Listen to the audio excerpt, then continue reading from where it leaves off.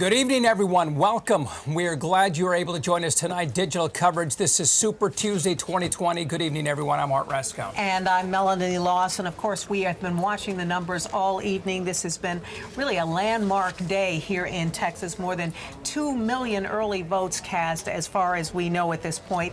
And folks still standing in line all over the city. We got a number of guests joining us tonight as we go through the early numbers, beginning with Jonathan Williamson, who is at the University of Houston Honors College, also a political scientist, and of course our man on the streets and just about everywhere across the country, and that is Tom Abrams, who has been covering this presidential race for more than a year now. It seems that way. Yeah, it does. And not only this one, but of course has that experience of covering so many in the past as well. We're going to be getting to the numbers not only on the presidential race, which is the one that's of course the most contested on the Democratic side, and which of course is why everyone is headed to the polls as well, but as well all the local races. So why don't we go ahead and get started from the very, very top on those races, on those states in this political contest in this Super Tuesday, which you need 1,300 delegates are up for grabs here. That's what's up for grabs. You need 1,991 to actually win this thing. But the first states to come through that we know of right now of two states, Virginia and Vermont, and North Carolina as well has been called. Well, we know that Biden has already been declared in both Virginia and I believe in North Carolina. Right. And Bernie Sanders, not surprisingly, doing very well in the Northeast, in Massachusetts, Vermont, and Tom, I believe Maine. Was that the third? And Bloomberg has won his first delegate, American Samoa, the one non-state voting today. They always have delegates at the convention. You might not realize that it's not just the 50 states that are represented at the political convention, but there are delegates from U.S. territories as well. Yeah, so he has his first time on the ballot, we should mention, anywhere. That's right. He was not in any of the first 4 states. He put a lot of his energy into these Super Tuesday states.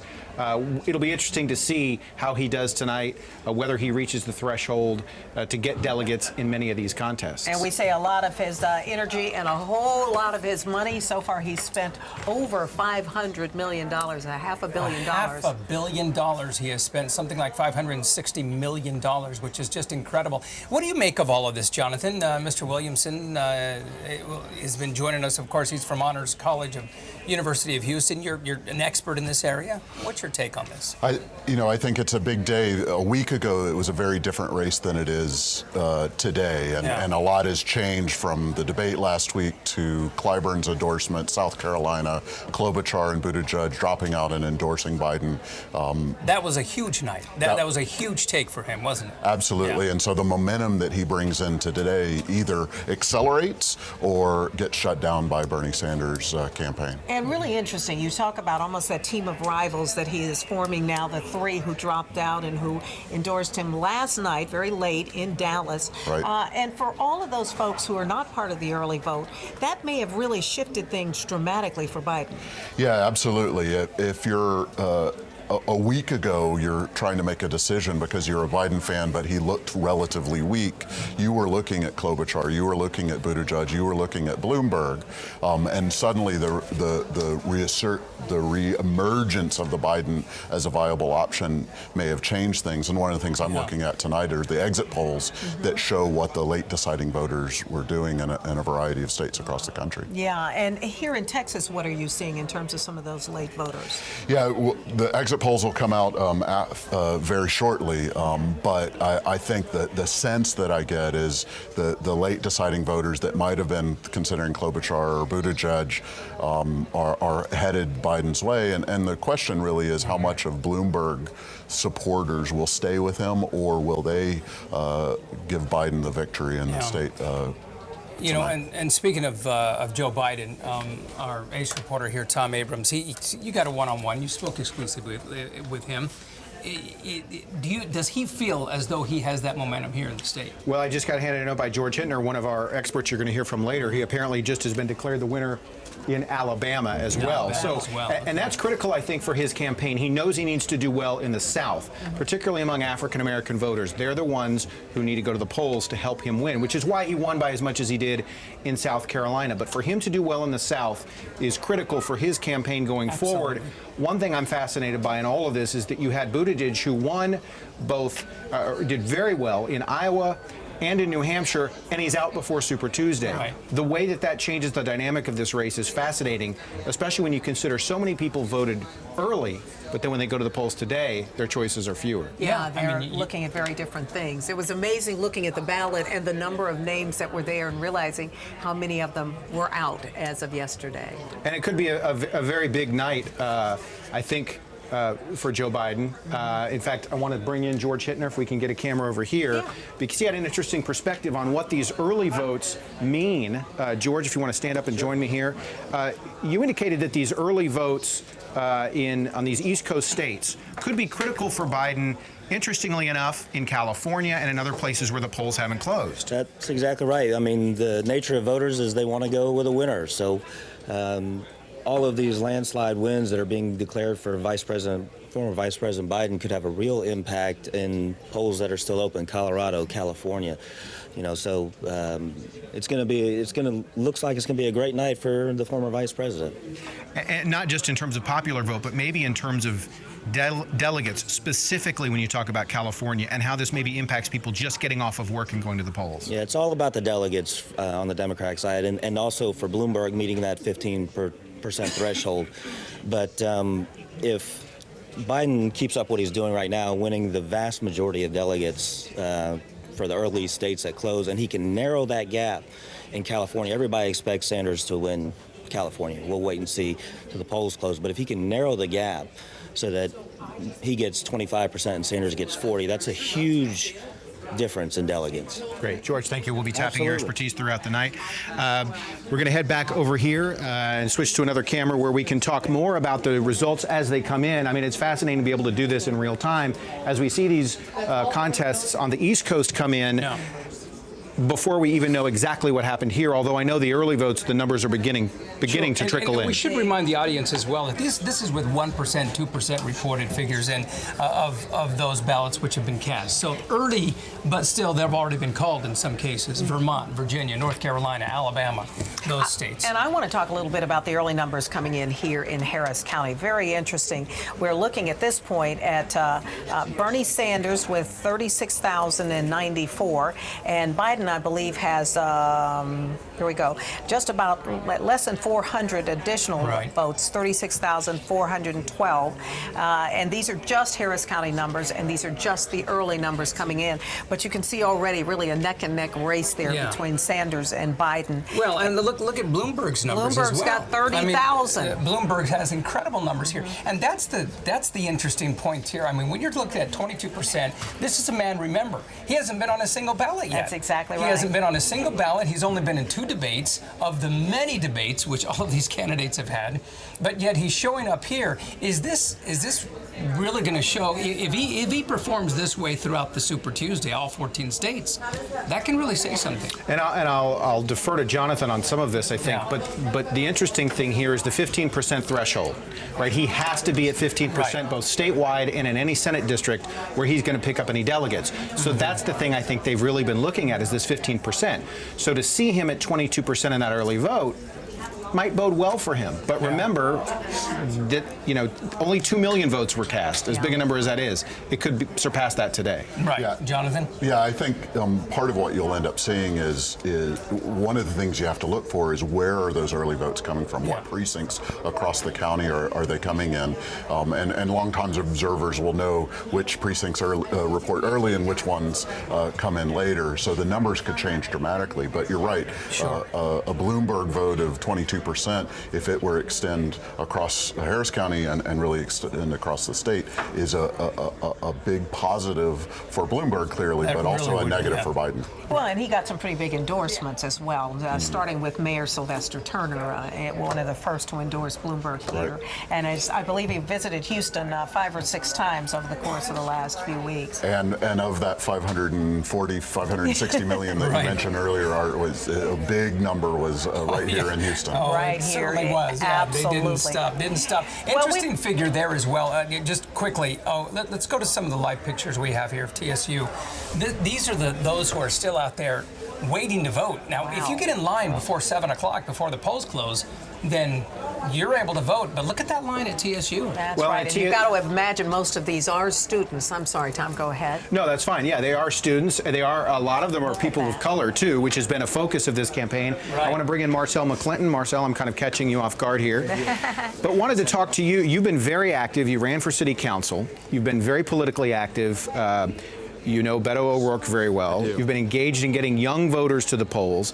Tell me what you're seeing with these long lines, particularly in precincts that have young voters. Yeah, so we just saw at UH, there were 100 folks, I think, that voted today, and there's like an hour and a half, 2.5 hour long wait at that polling location. So folks in this city, at least, are turning out. Young people are turning out. But we haven't seen that in Virginia. I think that the polls were saying that Biden was beating Bernie with young voters by 15% in Virginia, and that's kind of interesting to see, considering Bernie has this mass movement apparently of young folks who support his campaign. So either young people are voting, you know, for someone who can, like a safe bet, or not. But here in Houston, we're seeing a big push and a big grow of young voters. And one thing that the recent U of H study found was that millennials are voting for Sanders, but people of his own age don't necessarily want to vote for him. What have you seen as you've gone to many of these rallies? I've seen you at a couple of them. Yep. You've been very engaged, paying attention to what these candidates are saying. Yeah, so I've tried to see as many candidates as possible when they come to Houston or Texas in person to hear what they have to say and try to pass it along to the young folks who are, you know, I consider my base, I hope. But you know, to me, it's there was supposed to be from Bernie this new wave of young voters who are supposed to kind of take by storm this entire election, and they aren't turning out to vote across the country. And you saw that in South Carolina, you see that now in Virginia, you saw it in Nevada, and I think we're going to see it in Texas. So there are young people who are supporting Bernie Sanders and that they're on social media, but whether or not they make it to the polls, I have no idea. You were a guest of Beto O'Rourke at the first Democratic debate over 2 nights in Miami. Your thoughts on how the race has changed in those months since Miami, based on where you thought it might be by the time it got to Texas? Yeah, so I thought that it was going to be either a person of color, if not Beto O'Rourke, by the time that he dropped out. And now we're down to 4 folks who are all above the age of 70, and we have 1 woman in the race, but over the age of 70. And so this is, you know, we were talking about this mass movement to unseat Donald Trump, but I think at this point in time, we're not looking for someone who is the big change candidate. It's got to be someone who can defeat Donald Trump, and someone who is again the safe bet to take him on, and you know that we are sure can beat him in November. Some candidates in the race are not that person. All right, Marcel, thank you for that insight. And that is one of the big questions as we move forward, and that is, do Democrats decide to pick someone who they think is a safe bet to beat Donald Trump, or do they vote for who most speaks to them? And interestingly enough, I think that's what a lot of voters were thinking about today as they went in to cast their ballot. Do I want somebody I like, or I want somebody who can beat Trump? Pure and simple. Big question. We want to head on over to Poe Elementary right now. We've been telling you about these stunningly long lines all day long. You just saw one over at Texas Southern University, all those folks waiting in line. Well, Poe Elementary has been one of those places today that has had a line all around the block, quite literally, much of the day. And Ted Oberg is there right now, I believe. We want to go live to him. Ted, what's the line looking like at this hour? Yeah, long, right? I mean, this has been a consistently long line, and if anything, it is longer now than when we got here at 4 o'clock, to be expected when people get off work. James here holding the sign of bad news for anyone who is behind it. 7 o'clock, that's the end of the line. That's when they sort of cut it off, but they suggest that all of these people who would continue to plead their case and hope to vote today can somehow get to the front of James's sign, but at this point they're not budging. They're sort of holding their ground. Margaret, the last one in line here, are you really willing to wait what they say could be an hour and a half or 2 hours? Yes, willing to wait. Why is it so important for you today? Just like everyone else here, I just want to get my vote in. And you and I talked, you know, they have 2 weeks of early voting. Right. You could have had this done with already. Yes, but we wait. Well, some people waited just to see what would be the best thing to do tonight. Because some of your colleagues at work, you were telling me what? Voted early. For someone who is not in the race any longer. And their reaction to that was? They were very upset. Yeah. All right. Yeah. Well, I hope you have a good book. If not, stream ABC13.com. We're on right now. Okay. Margaret, good luck. Thanks for being out to vote. What we wanted to show you is just how long this line goes, but in the dark it is really hard to see. Just sort of snake your way around through the dark and then get to the lights, Art and Mel, of Poe Elementary here, and that is sort of where the front door is, and then maybe another 30 or 40 feet inside. interestingly enough, these are all people voting in the Democratic primary. If you are a Republican all day at this site, you could have walked right in, no wait. There are the same number of machines for Democrats as there are for Republicans at this site, which is something that has repeated itself across the county. And so Republicans have been able to get right in. All of these folks here are Democrats. This part of Southwest Houston, obviously quite Democratic. But what we've seen all day is people who, like Margaret said, clearly want to make their voice heard in this election, but aren't necessarily made up their mind even by the time they got in line. And you'll hear from a couple of them as we continue our streaming coverage. But a lot of Texas late deciders, a lot of people who we interviewed in lines today who said, well, I think I'm going to vote for this person. I said, you're in line to vote. What do you mean you think? And they were still considering. Some people who were firm in their decision had only made up their mind last night. Now, clearly that's not scientific. And like some of your guests, I love to see the exit polls to see how many late deciders there actually were. But this is a weird election in the sense that I think a lot of people were waiting until the very last minute to make their decision, at least in the presidential part of this vote. Keep in mind, this ballot is incredibly long, and I know we'll be talking about a lot of the down ballot races that aren't getting necessarily as much attention, but there are a lot of people out here campaigning for everything from county attorney to state rep to get on that Democratic ballot come November. And so as we continue our discussion with you later here, as the streaming coverage continues, we want people to know that their vote will count. No results will be released until all Harris County voters have voted, and that could be some time. So have some patience. Yeah. I think a lot of patience is going to be needed, as you mentioned. I'm just curious, Ted, because there are about a half a dozen people behind the man with the sign that says the end of line. I suppose they're hoping against all hope that they can still vote and they'll plead their case. What are they saying? So let me ask you what we're on the internet with Channel 13. We're streaming our coverage right now of the election. So now you're behind the 7 o'clock line. I am. So what happened? Well, late work night. Yeah. I was in a meeting. Life really happens, long, right? Life happens. And I'm here, and then I had to go to the restroom, which I think really pushed me behind. I was like rushing here and stuff. And so, what has the judge told you? Or what have your friends in line told you? Well, a lot of the closures in other schools, that their normal voting places where they go are shut down. Right. And so, they went there and then had to rush over here. And so you're hoping they'll let you in. I am hoping. Yes. Good luck. It's a long wait for hope. Yes. All right. Thank Good luck. you. Yeah, Art, one of the things that we've heard a lot is that normal polling places, remember, this is one of the first elections in Harris County where you've been able to vote anywhere. You don't necessarily have to go to that precinct place that's been on your voting card forever. So some of the normal places that people have gone aren't polling places today. And when they showed up right after work to try and get in, it was closed. They had to find a second place. And that is part of the reason some of these people were late. And you heard that from the woman in line. But yeah, it could be an hour and a half or more before they find out whether they'll be able to cast a ballot.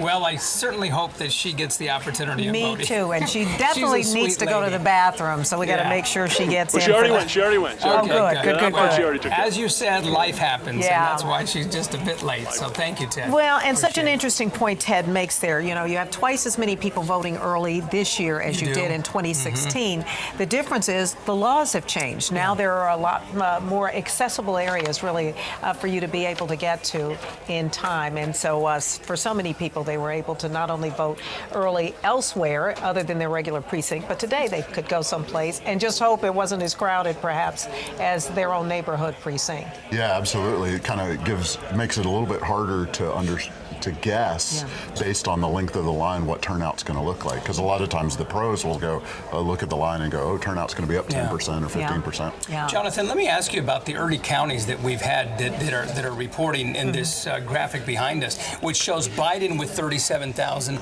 Sanders with 37,000, each carrying 25%. Those are from the early counties that have already been counted. But that's That's pretty extraordinary. Well, and it mirrors what we're seeing here in Harris County. Yeah, exactly. I think, you see the 0% precincts reporting, and so that means less than 1%. So these are very scratching the surface. They're teasing kind of numbers to understand how the rest of the night's going to go. But, will it stay very close? It's very consistent with what the pre-election polling was looking like out of Texas. And really interesting to see Bloomberg, as we say, making that mark as well, since this is the first time we're seeing him on the ballot. I understand from one of our guests, I believe Mr. Hittner indicated, was it Elizabeth Warren winning in Massachusetts? Exactly. Is that right? Talk about Elizabeth Warren. And you might want to come on over. We've got a mic here, and we can get to you. We'll go ahead and use this one. I believe this is on. Yes, go ahead. We're tracking everything on 1,000 different websites and returns it. As of the last time, the only state where she's viable is in her home state, meaning hitting that 15% threshold. Early returns, obviously, but that's interesting. And she's not even in the lead in her home state. Well, and we've looked at the numbers. Of the vote.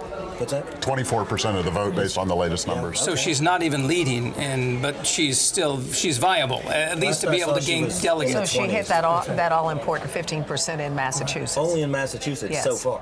Yeah. And Warren said this many times, Elizabeth said this many times, you're not going to spend your way to the White House, and she argued against that, and that's exactly what Bloomberg is doing.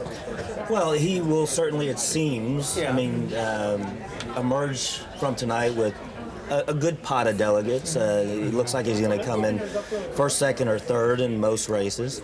Probably not too many firsts, except for maybe American Samoa and a couple, maybe one or two others. But at the same time, this is a delegate fight at this point. It's all about the delegates. Well, and interesting that a lot of people know him because he's on TV. He's hard to avoid. And unless you're keeping up with the race, perhaps Warren has not had that same sort of name ID among people who are not interested in politics. And I think Jonathan made the point of there may be some strategic voting going on between Sanders, Warren voters. Now, but keep in mind, especially in Texas, we could see a huge Biden bounce just from Election Day. Early voting closed Friday. All right, we've got just a few seconds before we need to go into the news studio and do our regularly scheduled cut-in. So we want to make sure that we don't miss that all-important few seconds there. Right, as we wait for that, which we have about, 45 seconds still. So, Jonathan, what last-minute perspective here do we have before we get into it? I think it's so far in most states that we're seeing the winning candidate hold serve. In other words, they are winning where they're supposed to be winning. The margins are really the things that we need to be watching. All right, we're going to cut you off there and toss it on into the news studio as we continue to look at live pictures. These are from Texas Southern University. You can see once again a very long line, all those folks getting there by 7 o'clock, so they've been promised they can vote. Let's go to the newsroom.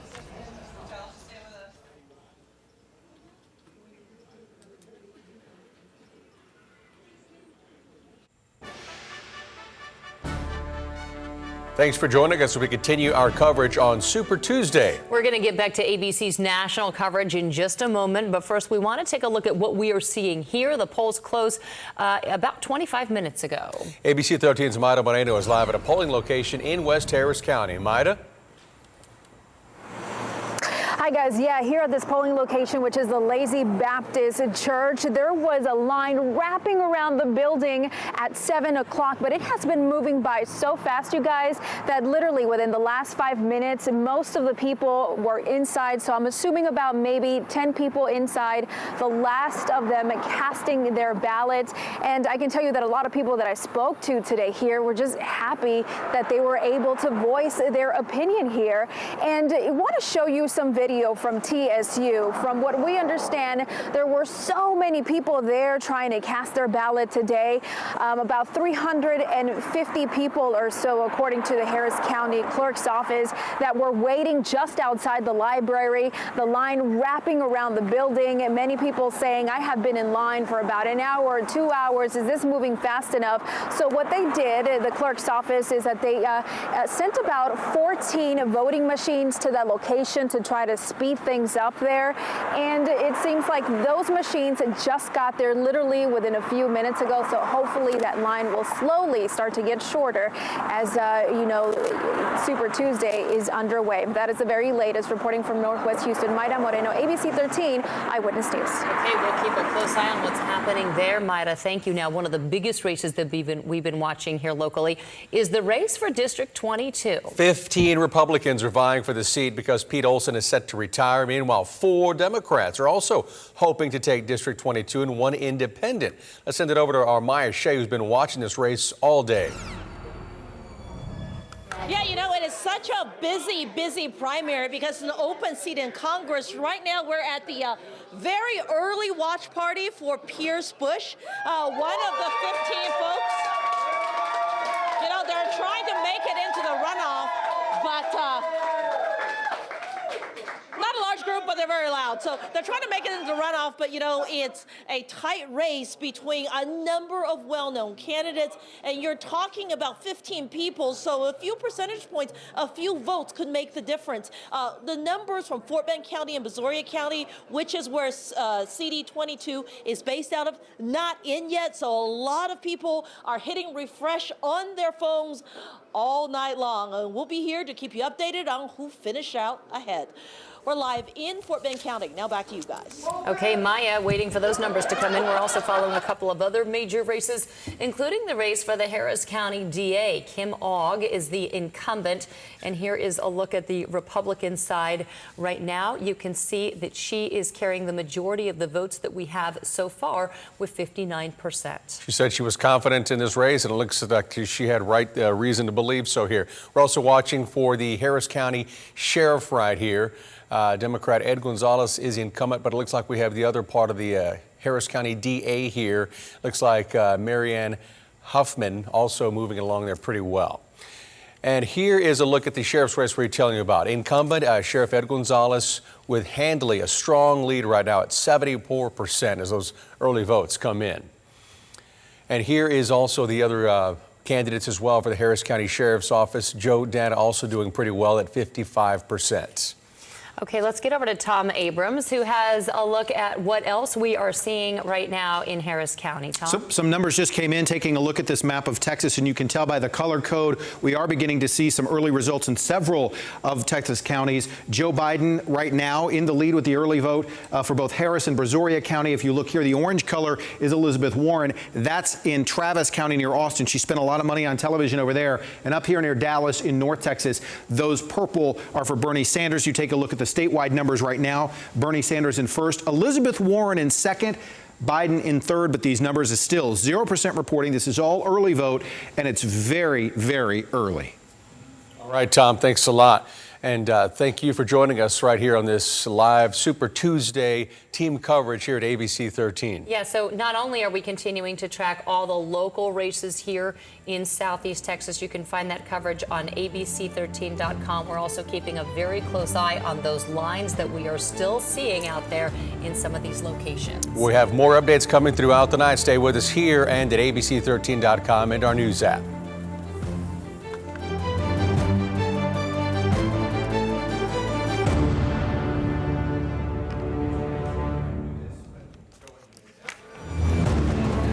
Hello again. Hello again. Art Rascone and Melanie Lawson in the newsroom right now as we continue to bring you coverage on the results here in Texas on this Super Tuesday 2020. It is a big night, especially, of course, for those Democratic candidates. Let's get to the full graphic here on what we have and those states that have been declared have been given winners, I guess. So we'll go ahead and take a look at it now. Bernie Sanders, 27%. This is Texas. We're looking at the Texas Democratic primary here. Okay, we'll look at those states that they have actually won a little bit later, but so far, Bernie Sanders, 27%. This is with only a few precincts reported, small percentage reported. Elizabeth Warren now at 21%, and Bloomberg dropping into second. And what's interesting about that is we saw the early vote just a few moments ago, and it was neck and neck at that point between Biden and Bernie, with Bloomberg actually getting a surprising number of votes as well. This is no surprise here. Right. We're looking at the Senate race right now, and of course the incumbent doing very, very well there. John Cornyn. And we understand Bloomberg is live right now. We don't know where. He is, Michael Bloomberg is live in Florida. Let's just listen into what he has to say. I'm not sure what he's going to be talking about so early here. And this is a campaign to bring our country back together and put the United back in the United States of America.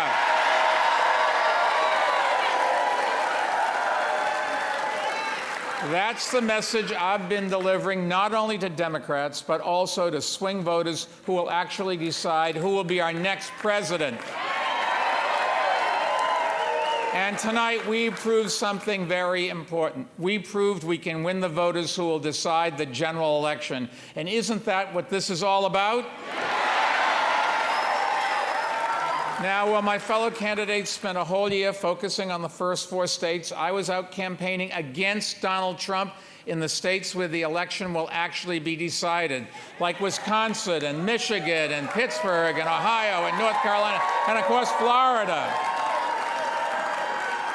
President Obama proved that a Democrat can win all of those states, but in 2016, we lost them all. Well, I'm running to win them back.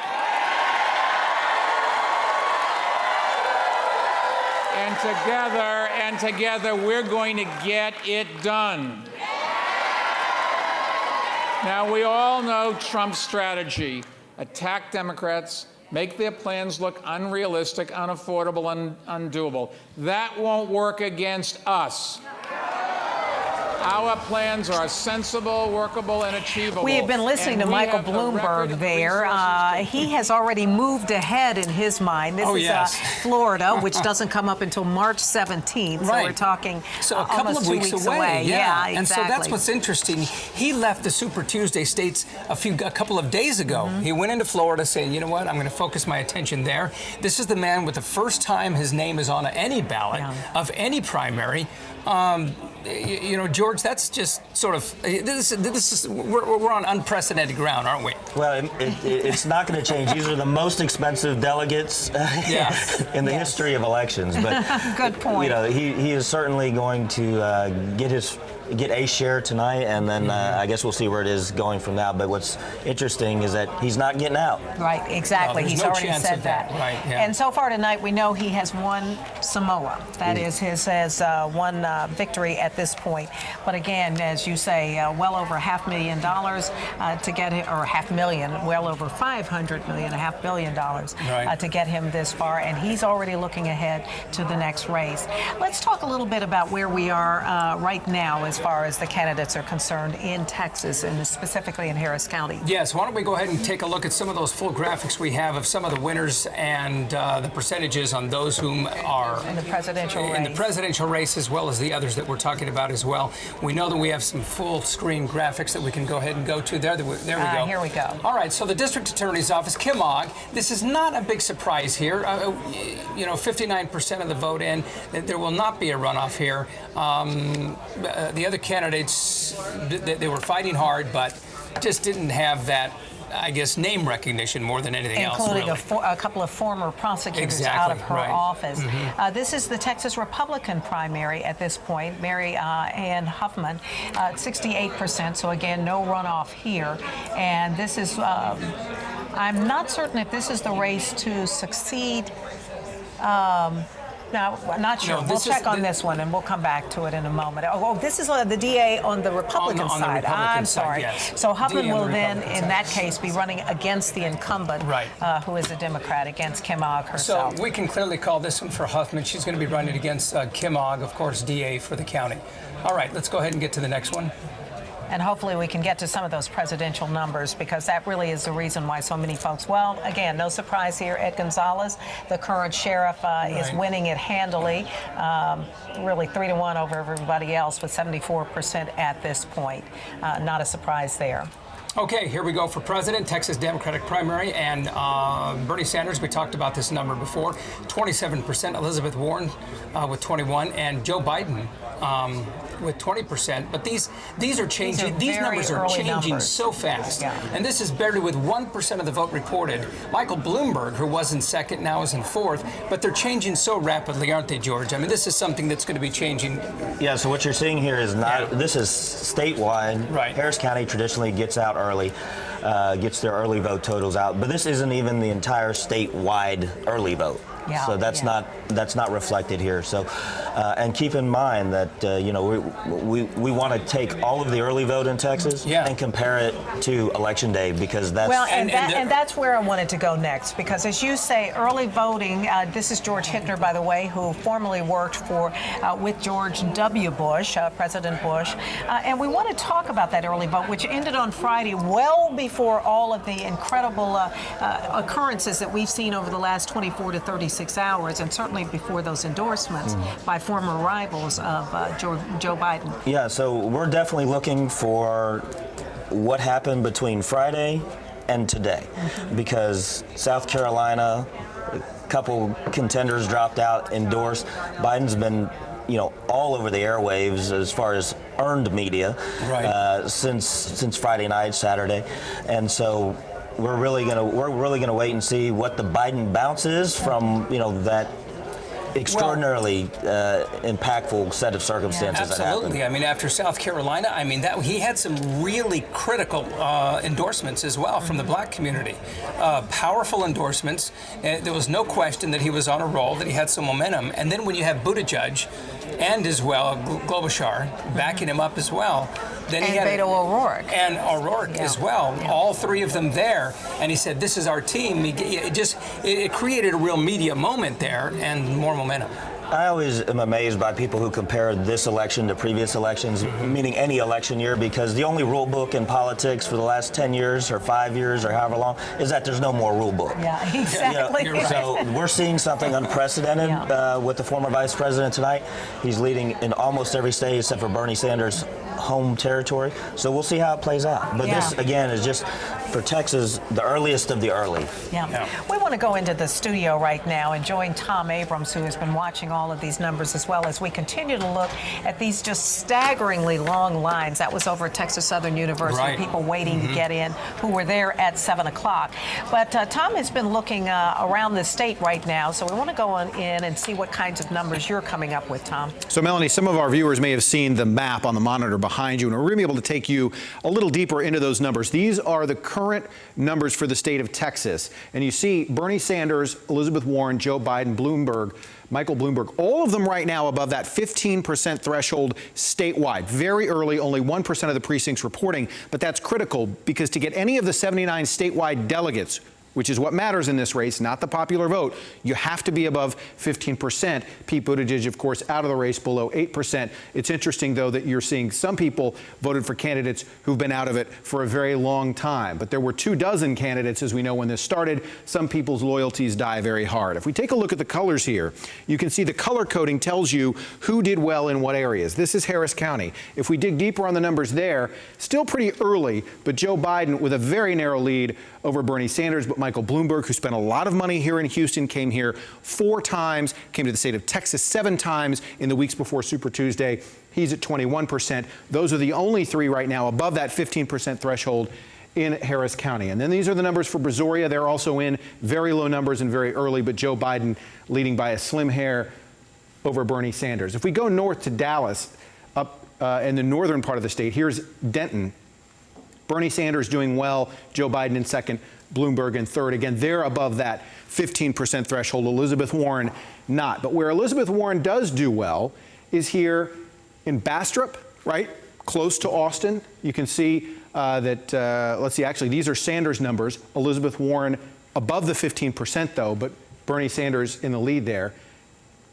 And Sanders again here in Williamson County, near Travis County, where Bloomberg is below the 15%, but Biden, Warren, and Sanders are above it. So the numbers very slowly beginning to trickle in. If you take a look at the color coding, you can see where people are doing well. Certainly, it's key how they do in Senate districts, not necessarily by county, but by Senate district. There are 31 Senate districts in Texas. To get a delegate out of any of them, you have to be above that 15%. So far, it looks like Joe Biden, Bernie Sanders doing very well. Mike Bloomberg in a lot of these places is above that 15%. So far, an okay night for him in these early numbers. Not as well for Elizabeth Warren as she might have hoped, though she didn't spend a lot of time in some of these areas. She did come to Houston, went to Austin and San Antonio, but in some of these other areas, she did not spend a lot of time and may not have expected to do as well outside of Travis County or that surrounding area. That's a look at the numbers right now that we have on the Democratic side. With only 1% reporting, of course, we expect these to change significantly as the hours roll by and we begin to see more of these numbers from other parts of the state. Remember, I mean, all of West Texas, we haven't seen anything yet. So this race should change dramatically over the next couple of hours or so. Melanie Art? All right, Tom, and we'll see you back in here in just a few minutes. We appreciate it. We want to go and find out some of the results on House District 22. That is a major race this evening as well. Yeah, that is Pete hotly Olson, contested. Right, Pete Olson retiring numbers. there. Right, you've seen Kathleen Wall. She has a lot of commercials out there. Troy Nell's there, having 20%. Kathleen Wall, now remember, this is just with about 1%. There's less than 1% of the votes counted. 36%.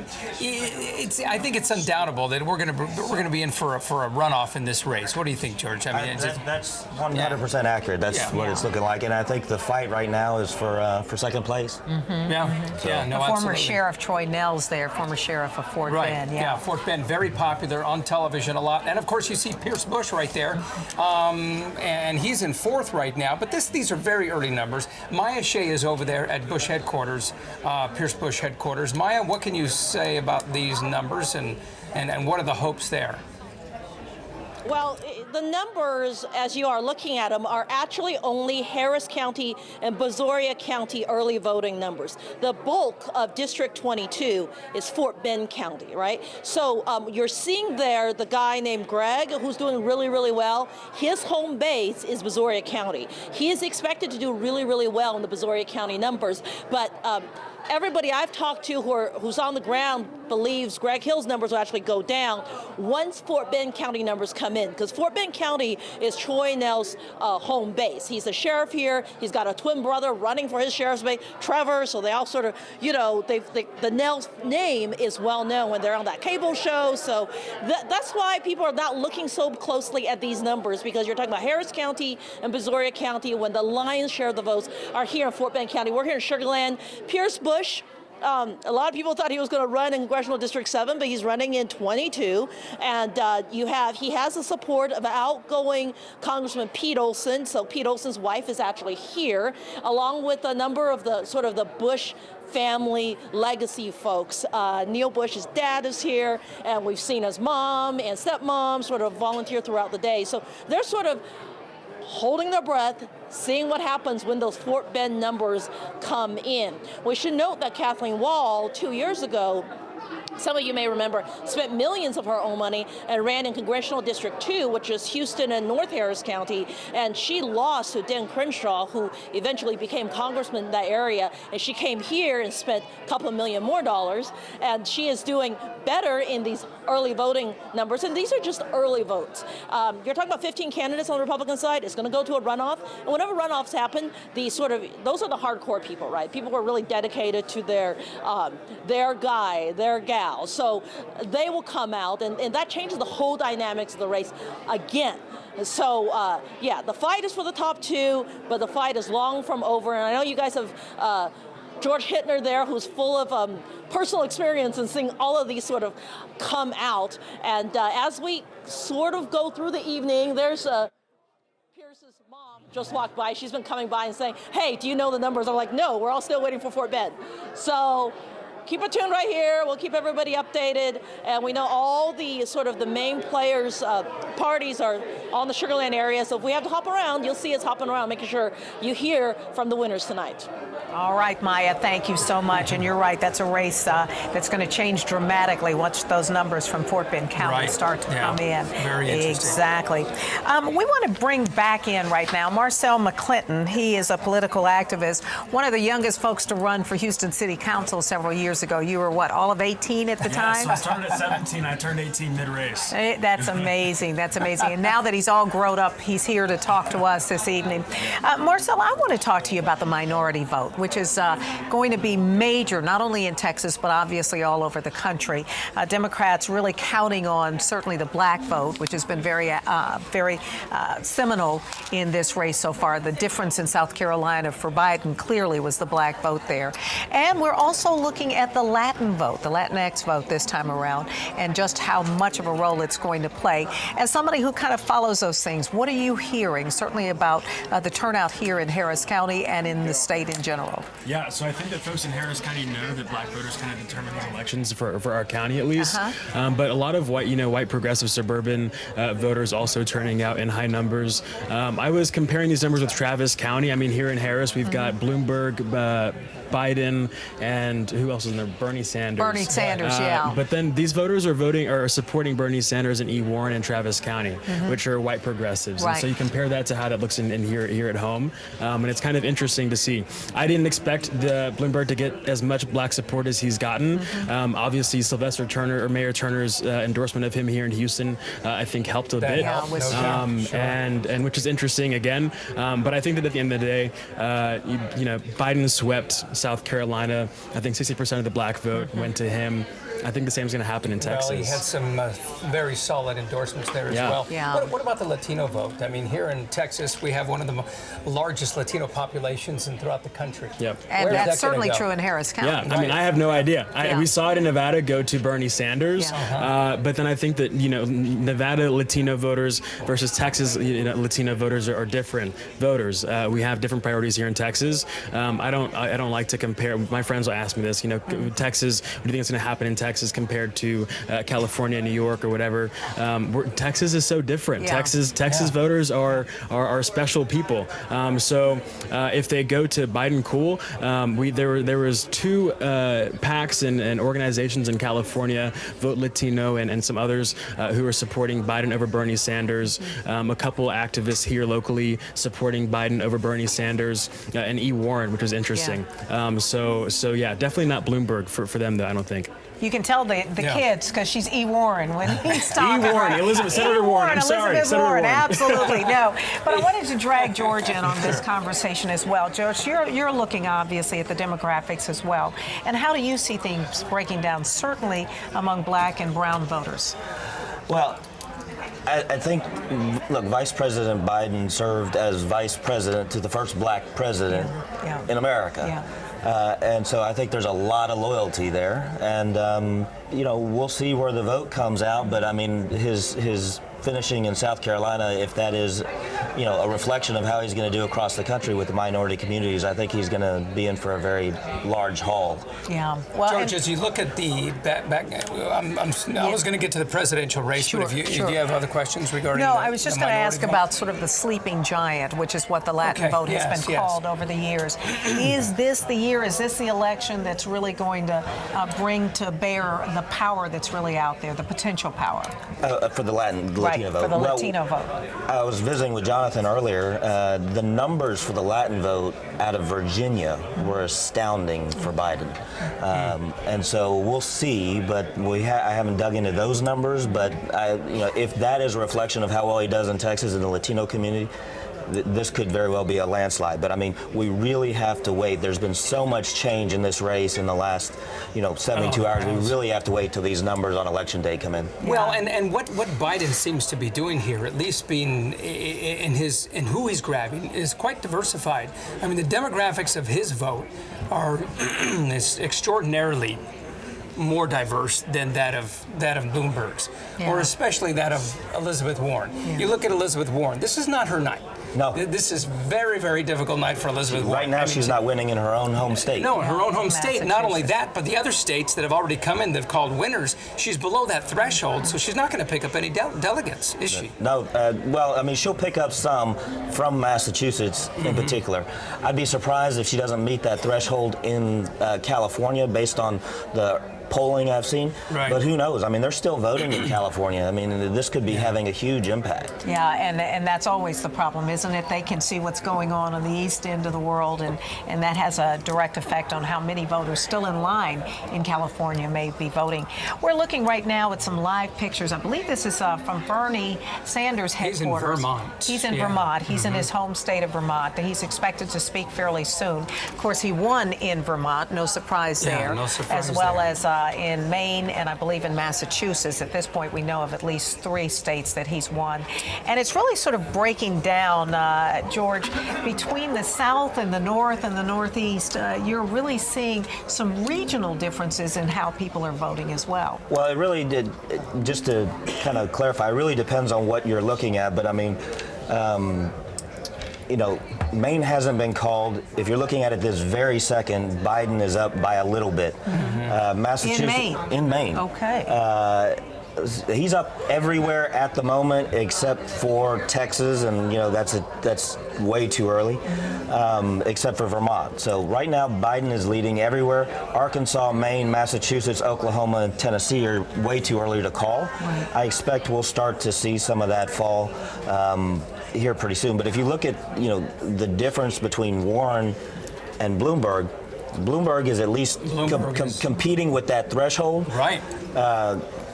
Senator Warren is not. No, and as you look at Bloomberg's numbers there, he is at least in most states, he appears to be between that 15% to 20%. So he would be above that threshold, which very interesting here as to who's going to be. What his number is going to look like by the end of the night. Yeah. But just to go quickly, North Carolina, Biden, Virginia, Biden, Alabama, Biden, Vermont, Sanders, and American Samoa, which is 6 delegates. That's going to all go to Bloomberg. So. Yeah. Marcel, I wonder if you would mind grabbing that mic and handing it over there to Jonathan Williamson, who is over at the University of Houston, and Tom Abrams also hovering in the background, so we want to include him. Yeah, always hovering. Thank goodness.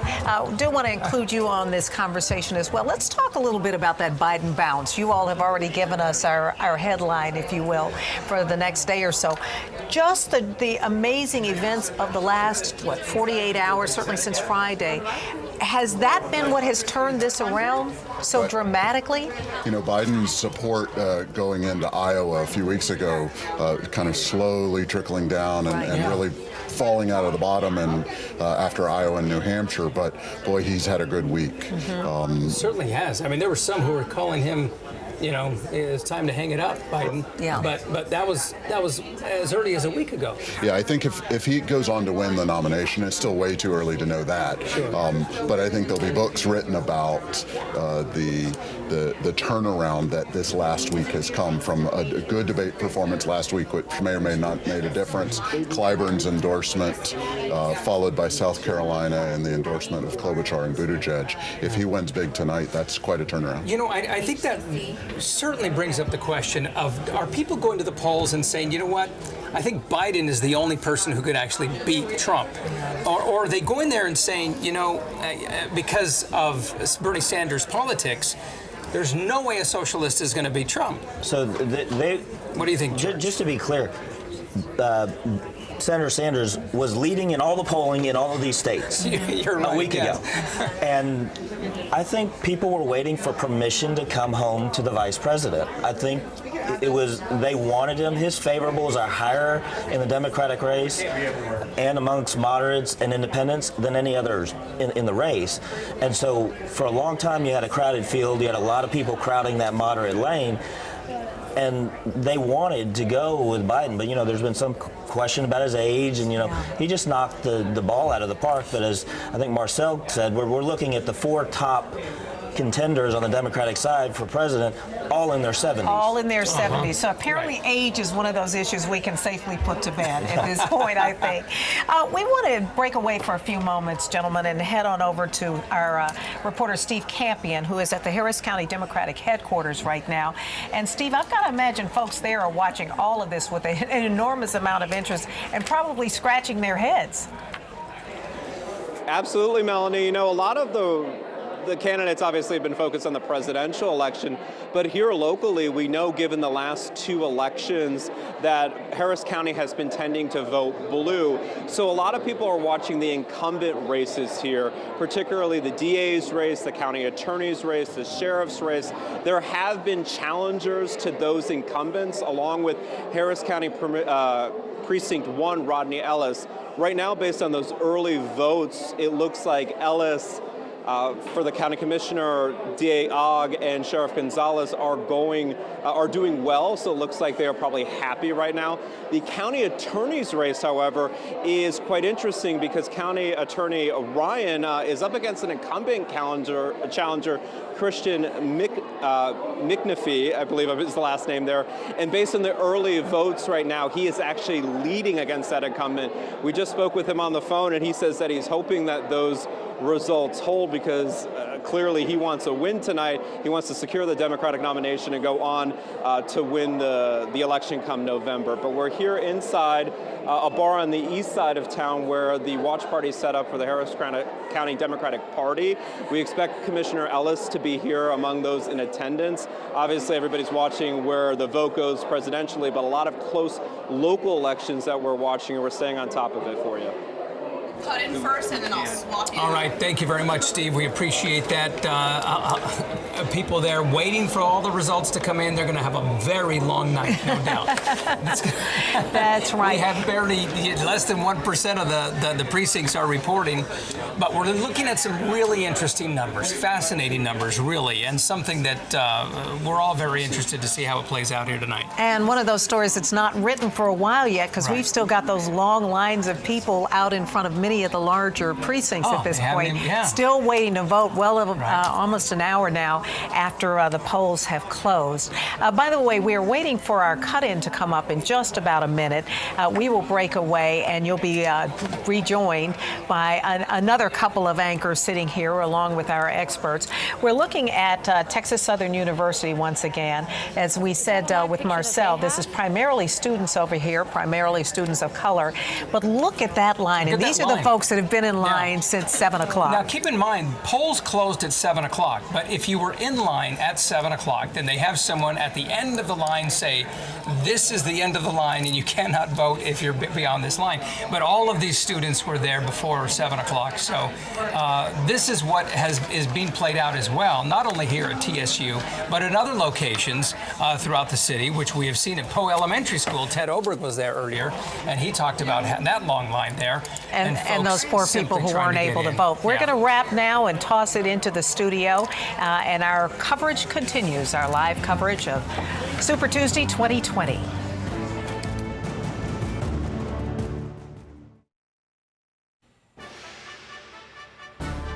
And our coverage of Your Voice, Your Vote continues. Polls closed nearly an hour ago now, but there are still people out there waiting in line to vote. This is a look at the line at TSU. Now, everyone who was in line by 7 o'clock will get a chance to vote, but you can certainly see by the length of these lines, it might take a while.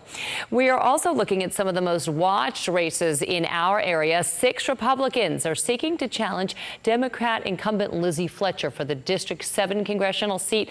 These are the current results coming in right now with just early voting numbers. ABC 13's Jessica Willey live with more. Jessica.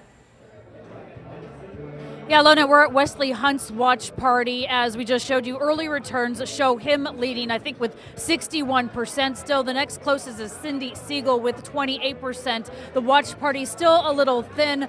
Obviously, still a little earlier in the night. Not many results in just yet. As we get more results, we expect more people to show up. Again, a field of 6 Republicans in this primary vying to unseat the incumbent Democrat Lizzie Fletcher. She, of course, famously flipped this district in 2018, riding the wave of Hillary Clinton's popularity here in this district. We will continue to stay here and bring you results from this congressional district race, the Republican primary, Texas 7.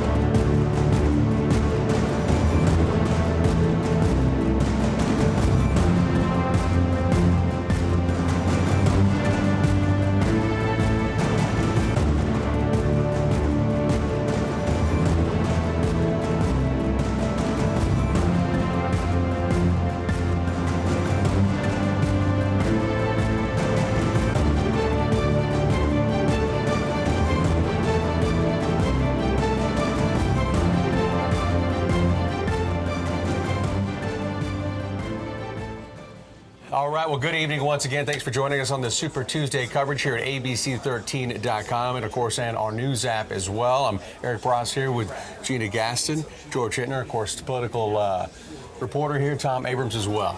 Yes, we have had an exciting night here this evening already as we get some of the results in from the East Coast. We've been bringing you and also keeping a look at not just national races, but also some local races. Tom, I know you had a chance to speak with Joe Biden this week.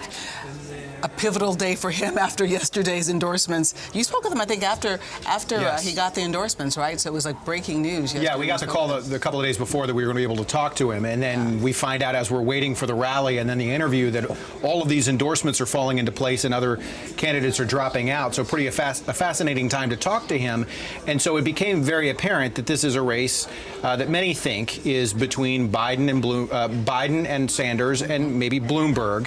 And so I asked the question, is this a race against Bernie Sanders, or is this a race against Donald Trump? And his answer was pretty interesting. Is this campaign now about beating Bernie Sanders or Donald Trump? It's about Donald Trump. It's been about Donald Trump from the beginning. It's about who can best beat Donald Trump. We not only have to beat Donald Trump, we have to maintain and keep hold of the House of Representatives, and we have to deal with winning back the United States Senate, which we can do. And so the argument I'm making is that I think I'm best equipped to help Democrats win in states like Texas and North Carolina and Arizona and other places, not because Bernie's a bad guy. On a high when he spoke with you after doing Everybody so well. That is true because Tom is so charming, and that's for sure.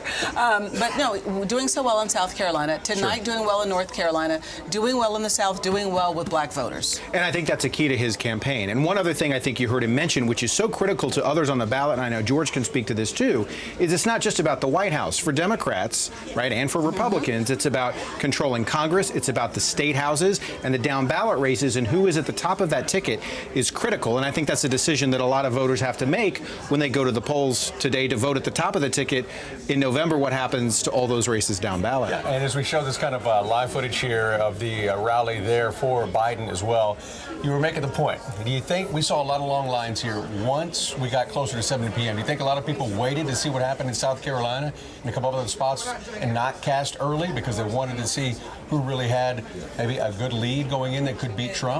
I think there could have been a fair number of people who decided to wait until Election Day to see how everything played out after South Carolina. I also think by nature we're procrastinators.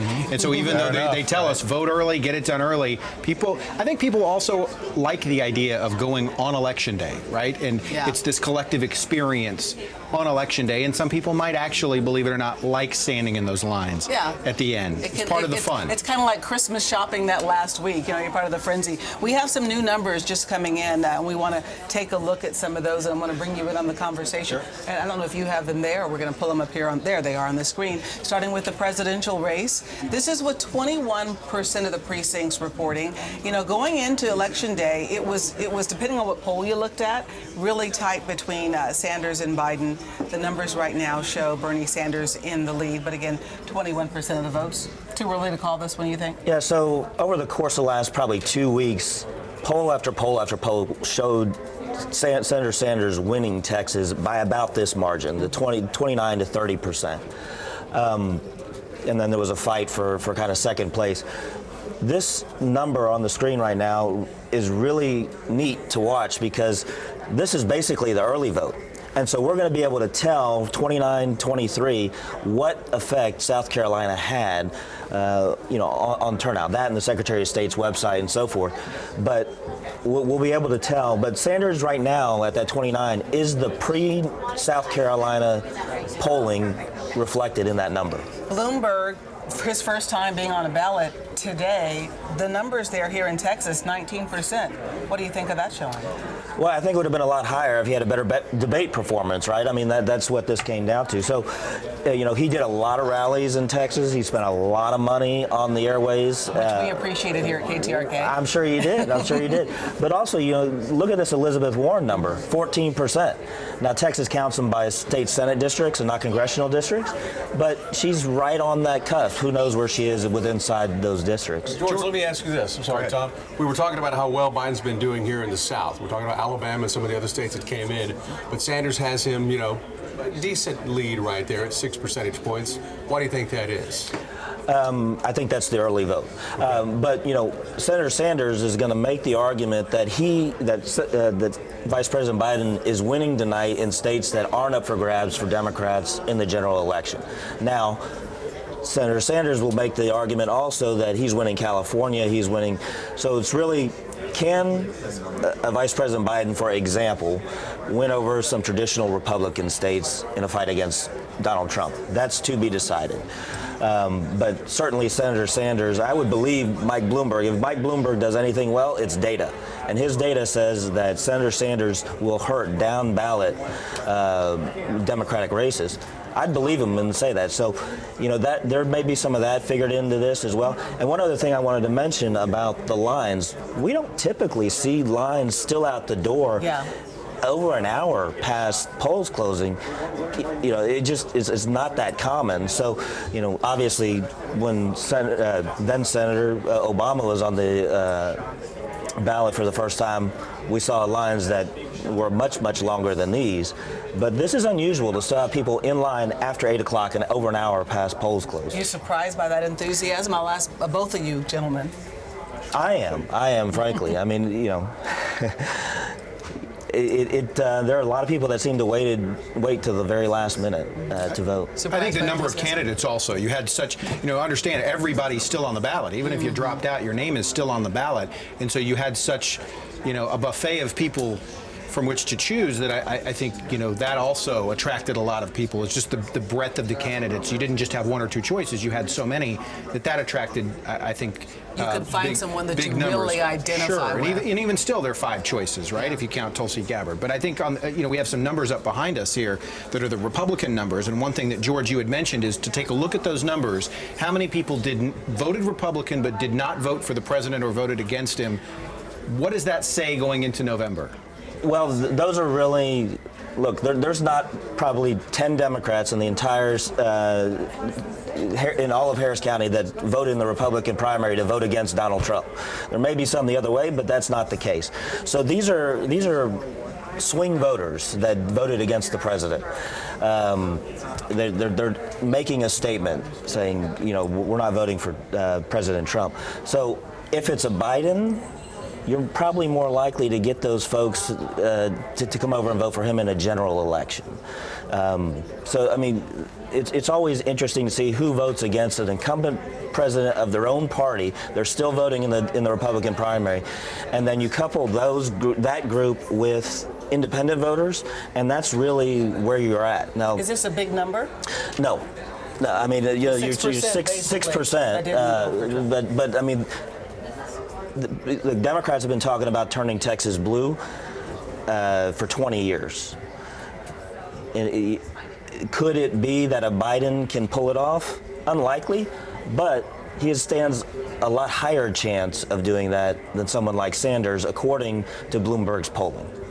Especially because Sanders' appeal is to the white progressive more than it is to minorities, right? I mean, even though he did get some Latino vote, and in Texas, we are a majority-minority state in terms of Hispanic, Black, South, Asian vote, even in Texas. It'd be interesting to see what kind of impact that has on who the nominee is and where they turn out. So you've also got 2 factors, and I don't mean to monopolize this time, but if Bloomberg gets out, he has said he's going to put that machine that he's built in all these states behind the eventual Democratic nominee, unless they don't want it. Well, Senator Sanders has said they don't want it. The other factors out there is that President Obama hasn't endorsed. He has stayed on the sidelines, believing he could play the part of a unifier for the party.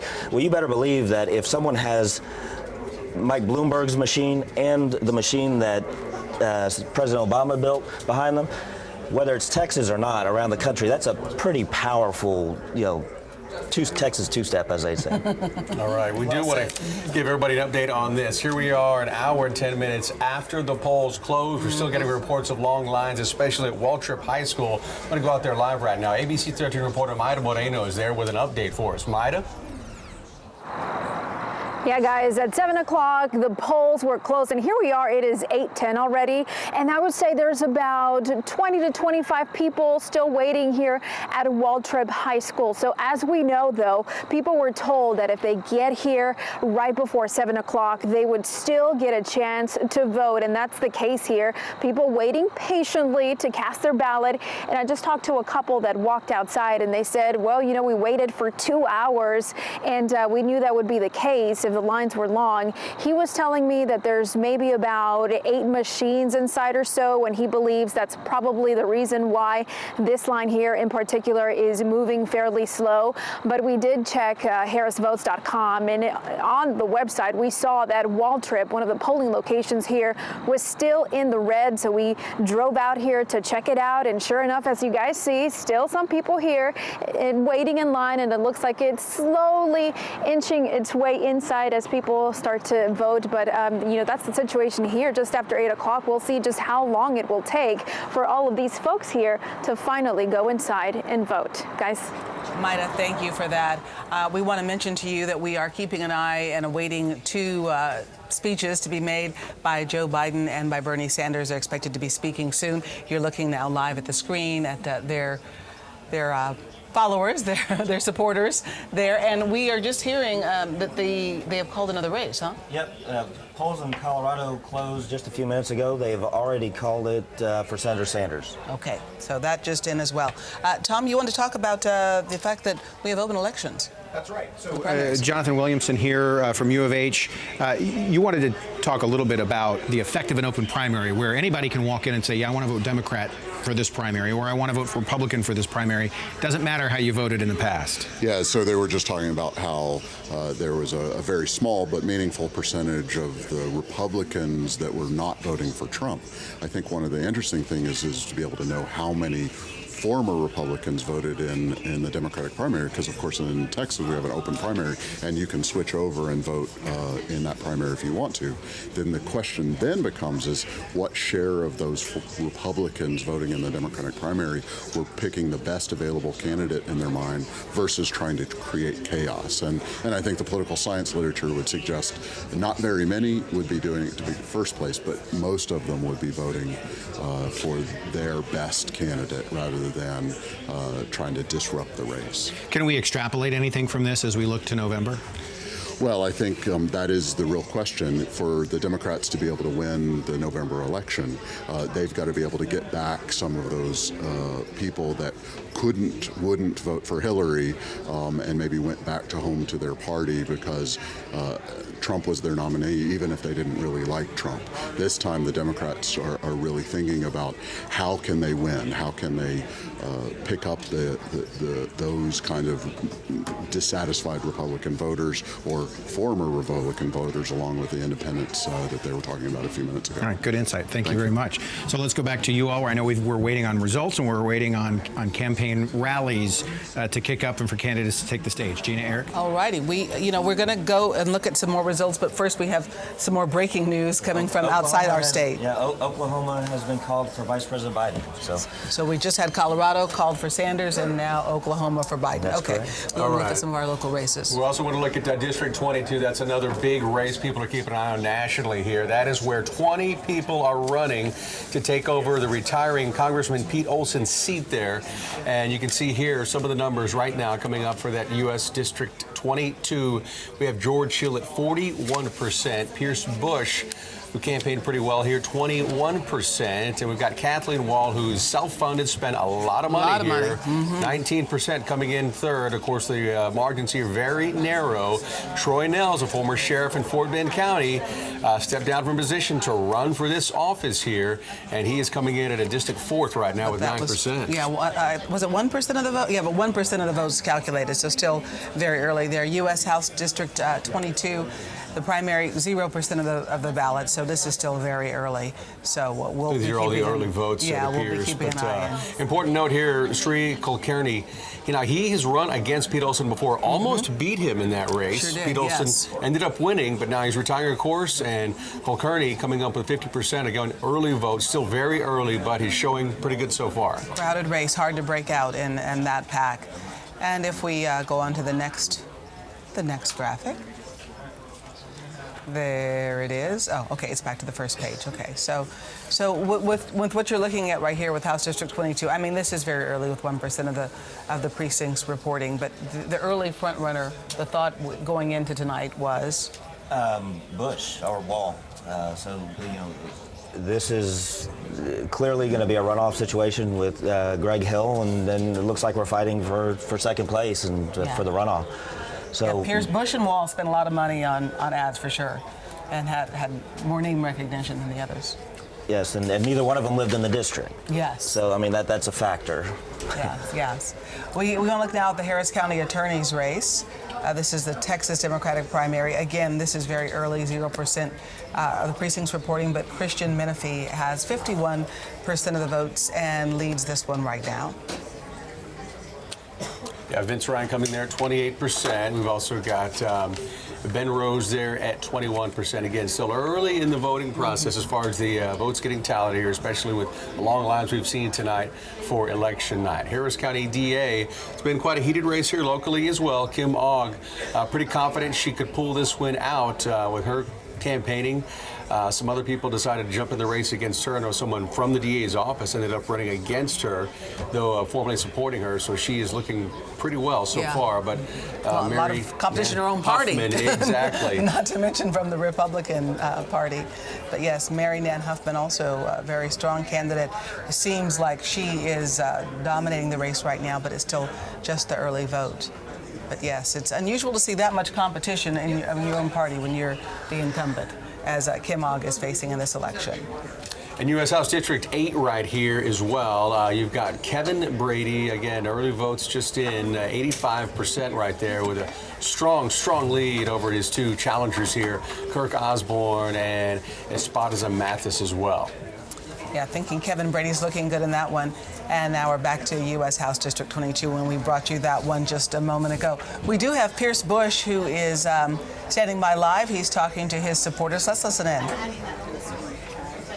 Oh, okay, it's a live picture, I'm sorry, not at a podium. So he's hugging, there he is there with the cap on. And we've seen him at the polls all day too. I know we've been running, we were sound bites and some video with him. He's been out there at the polls all day in the same red hat, same outfit, so it's been a long day for him, as it should be. Been very busy out there trying to get people encouraged, and I think we just said he was in third place right now. Yeah, it's a very close race for second place. For second place, okay. In that race. Between him and Kathleen for second place. Correct. Kathleen Wall, I should say. Yeah, so we'll be keeping an eye on that race as we are all of the others this evening. Going back to a look at the presidential race here in Harris County, you know, Harris County has more voters than New Hampshire and Iowa combined. And 1 million people early voting in this one. Really big numbers for a primary election. Very, very big numbers. And it'll be interesting to see what those numbers look like different, on election day. What we have been seeing is, Mike, I'm looking at the statewide tally here, but what we have been seeing is Bloomberg going down, Biden going up, Sanders incrementally going down, at least statewide. So, as far as what is being reported on election day out of Harris County, we'll have to look at those numbers and see. But by looking at those lines, it's going to be a big number. And the exit polls from those locations would be really interesting to see what made you. When did you decide to vote? What made you turn out late? And did the impact of early voting versus election day voting have an impact on you? And George, you were saying earlier, too, that the pre-polling before South Carolina showed these numbers for the most part here, with Elizabeth Warren at a kind of a distant third here. If these numbers hold throughout the night, do you think she stays in? She says she's staying in, but I find it hard to believe. They always say that until they don't. I find it hard to believe if she doesn't win her home state that she would stay in. Because at that point, you're assuming most of her voters go to Sanders. At that point, it really, from what it sounds like, is going to be a three-way race between Vice President Biden, Senator Sanders, and Mayor Bloomberg. But you have to assume that it's still going to be Sanders and Biden. So, but yeah, I think we have to watch her home state, because if there's one rule as a Republican, as a Democrat or Republican nominee or a candidate for president, is you win your home state. Right. You know, Ted Cruz came home when he was running for president, and he made sure he won his state, you know, in the Trump election. So yeah, if you can't do that, then that's a bad sign. That's a bad sign. That a lot of folks are behind you. So when you take a look at how this evening is shaping already, because we know so much about the national races from the East Coast moving over toward the West, are you seeing pretty much what you thought you'd see after the South Carolina bump? We've never seen a bump like this. And so, as I said, you know, these races have already been called. Sanders was winning polling-wise in all of these states, not just some, but it was a factor of the fact that Bloomberg was occupying one lane and Biden was occupying another, and Buttigieg and so forth, and he just took off. Mm-hmm. We have not seen it take off like this that I can put my finger on. How do you put your finger on the fact that he gets endorsed by Buttigieg and Klobuchar almost immediately after they drop out of the race? It almost seems like it was orchestrated to some degree that people decided that within the party, we're going to go ahead and get behind Biden for this. Yeah, so you can't get any black voters. I mean, if you well, I'm not sure it's really about black or Latino voters. It's really about a philosophy wing of the Democratic Party. And they made no secret of the fact that they agreed more with Vice President Biden than with Bernie Sanders. And keep in mind that Sanders has been the front runner in this race the entire race. And so we will see where this election night comes out. But if Vice President Biden can narrow the gap between Senator Sanders and Elizabeth Warren in California, Biden could come out either really close or on top of delegates tonight. Now, California has such a haul that would be hard to do, but he's winning these states. Alabama, 62%, Virginia, 53%, Oklahoma right now, 36%. That's a closer race. But I mean, he's going to be walking away with very large sums of delegates. The likelihood that he comes out on top, but he is slim, but the night is early. Is that nefarious if there are deals being made when you say, okay, if you can't do it here, if you can't win in South Carolina, don't hurt the guy that you prefer as the second choice going into Super Tuesday? Is that in the political world looked at as being like unfair ball? Because there's things on the internet tonight about, the Democrats are already being unfair to Bernie because they're trying to ask Bloomberg to drop out of the race. I mean, there are two candidates splitting the vote disproportionately for Sanders in the extreme liberal wing of the Democratic Party. Everybody else is more center. And so I think it's a natural progression that you need to win somewhere. And if you can't win, then you got to get out of the race and you got to say who your preference is. And so when Buttigieg got out, he didn't announce that night during that speech that he gave, good speech, but he didn't say, and I'm backing Vice President Biden. It took a call with Biden and a call with seemingly, as reports say, President Obama, and the very next day he announced. So is that nefarious in your mind, or is that that's politics? I mean, some people try and make it sound as though, we're out of time. Right. The interest of the Democratic Party is winning those down ballot races, and I think they understand that. That's what you do. That's business. Right. We're going to pause very quickly to give you a live update from around the Houston area.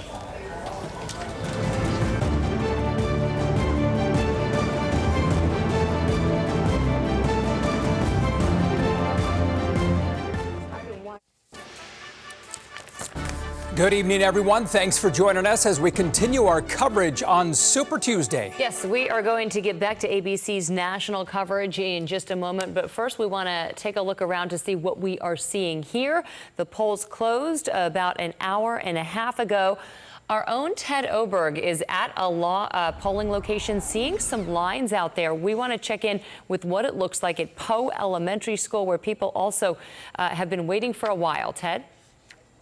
We've been told this is an important election, and voters feel it too. Here at Poe, the polls were supposed to close at 7, but what that really means is the line closes at 7, and you can see it still snakes down the sidewalk here in front of Poe Elementary. All of these Democratic voters, there is no line, and has been no line, at least at this polling location, for Republican voters. This line at this point to cast their ballot in the Democratic primary probably has, you guys have been waiting, what, for almost an hour. At this point, they probably have another 40 minutes to go. They say they are willing to wait because of the important choices they have to make here. It also delays the results for all of us as we await what Harris County has done in this all-important election. Alona? Okay, Ted, thank you very much. And this is a scene that we are seeing in other places around our area. It is everywhere. Seeing some long lines at TSU this evening. Absolutely, and that is where we find Stefania Coley. She is there right now. Long lines, although we have to make sure that everyone understands. If they were in line at 7 o'clock, Stefania, even though that line is just long after, here it is 8:30 and they're still in line. Yeah, that's right. Good evening, guys. We are just outside of the library here at TSU, and you can see where the front of the line is here, folks who are just getting ready to enter the library. I just spoke with the election clerk inside who told me that all day they've been working with 10 machines, and this line has been building up outside. You can see it extends all the way around the courtyard here, but just now I'm told the county clerk's office did bring an additional 14 machines, so they do have 24 machines inside. Now the line is moving a little bit fast, but we're going to go ahead and talk to some folks out here. I don't know if you guys mind if we talk to you briefly. How long have you been waiting in line? About 2 hours now. 2 hours? Yeah, I got here like 6:30. Okay, so 2 hours that you've been waiting. You guys are just now getting to the front barely, because once you get inside, there's still quite some ways to go. Yeah, we heard it's another hour and a half, but we got pizza and water and Nice. fun people. Yeah, so it's been exactly. good. Yeah. It's worth it, right? Yeah, absolutely. I voted earlier today, so we're just back here hanging out again. Oh, so you're not here to vote? I'm just kidding. Okay. And how long have you been in line, man? About 2 hours, the About same. 2 hours? Okay. All right. Well, we do hope the line starts moving a little bit faster. As I mentioned, they said they got an additional 14 machines delivered here by the county clerk's office, so we'll be checking back in again shortly, guys. Back to you. All right, thank you, Stefania. Appreciate it. Now to Tom Abrams. Tom? Yeah, we want to give you a look at exactly how these votes are coming in across Texas. These are the newest numbers we've got. You can tell color-coded how the different counties are faring, and a lot of them have fallen for Bloomberg. He's at 19%. Again, that 15% threshold means you could get delegates statewide. Bloomberg, Biden, and Sanders all above that threshold. If we take a look at Harris County here, and we can see Biden is leading. It's been very close all night. But Joe Biden, with a relatively small percentage of the vote, still ahead of Bernie Sanders, barely. Bloomberg with over 30,000 votes, 21% of the vote. So if we look at, let's go to, this is in Central Texas, Travis County and Austin. This is where Bernie Sanders and Elizabeth Warren are strongest. She is likely to at least pick up something there. She spent a lot of time and money in Austin, and so that's the one place in Texas where you can count that Elizabeth Warren may fare well. We'll keep an eye on these numbers and update them for you online at abc13.com throughout the evening. Alona, Art? Okay, great to see some of those new numbers coming in, Tom. We're also following a couple of other major races, including the race for the Harris County DA. Kim Ogg is the incumbent, so taking a look at the Republican side right now, this is actually the Democratic side, and you can see that Kim Ogg still holding a very strong lead there. Now, I believe, to the Republican side, and you can see Mary Nan Huffman with 68% of the vote. Now, this is early numbers only, but leading that field. All right, now taking a look at the Texas Harris County Sheriff Department. There's Ed Gonzalez. He's clearly walked away with this run. There will not be a runoff, of course. And Harris County Sheriff, he'll be facing Joe Dana. And that race will come up, of course, later on. Now, let's take a peek at District 22. If we have time, that would be terrific. Yes, Troy Nehls, he's at 43%. This likely might head into a runoff. This is going to be a one where we are closely watching. And, of course, Kathleen Wall is there as well. The Texas Democratic Party. Here it is, 59% for District 22. Much more, of course, coming up later. We'll get back to ABC News coverage.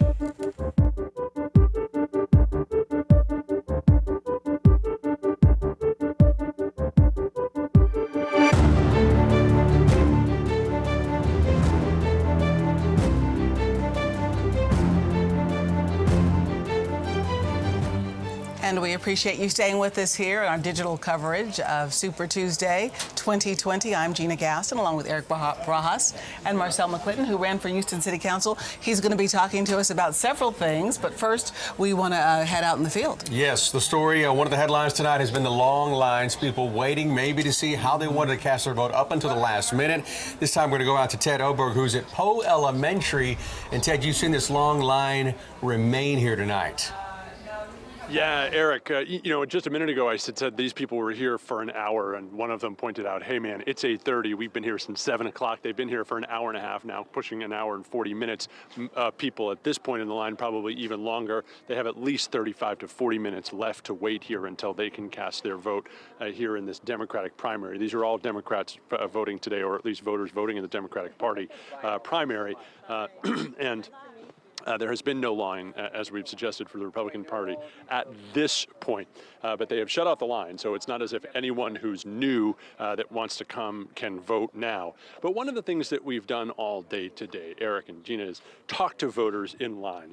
We talk about how this is a national race. We talk about how Super Tuesday brings across 14 states. But keep in mind, for all the millions of Americans who are casting their ballot today, this is a very personal choice. And so as you listen to what these voters told us, listen to a couple things. Well, not only who they voted for, but how late they made their decision and what their single biggest driving factor is. Listen to what voters told us this afternoon. I'm going with Biden. Biden. Who are you going to pick for president? Bernie Sanders. So I actually voted down ballot. I didn't choose a president. Bloomberg. I voted for Mayor Bloomberg. Okay.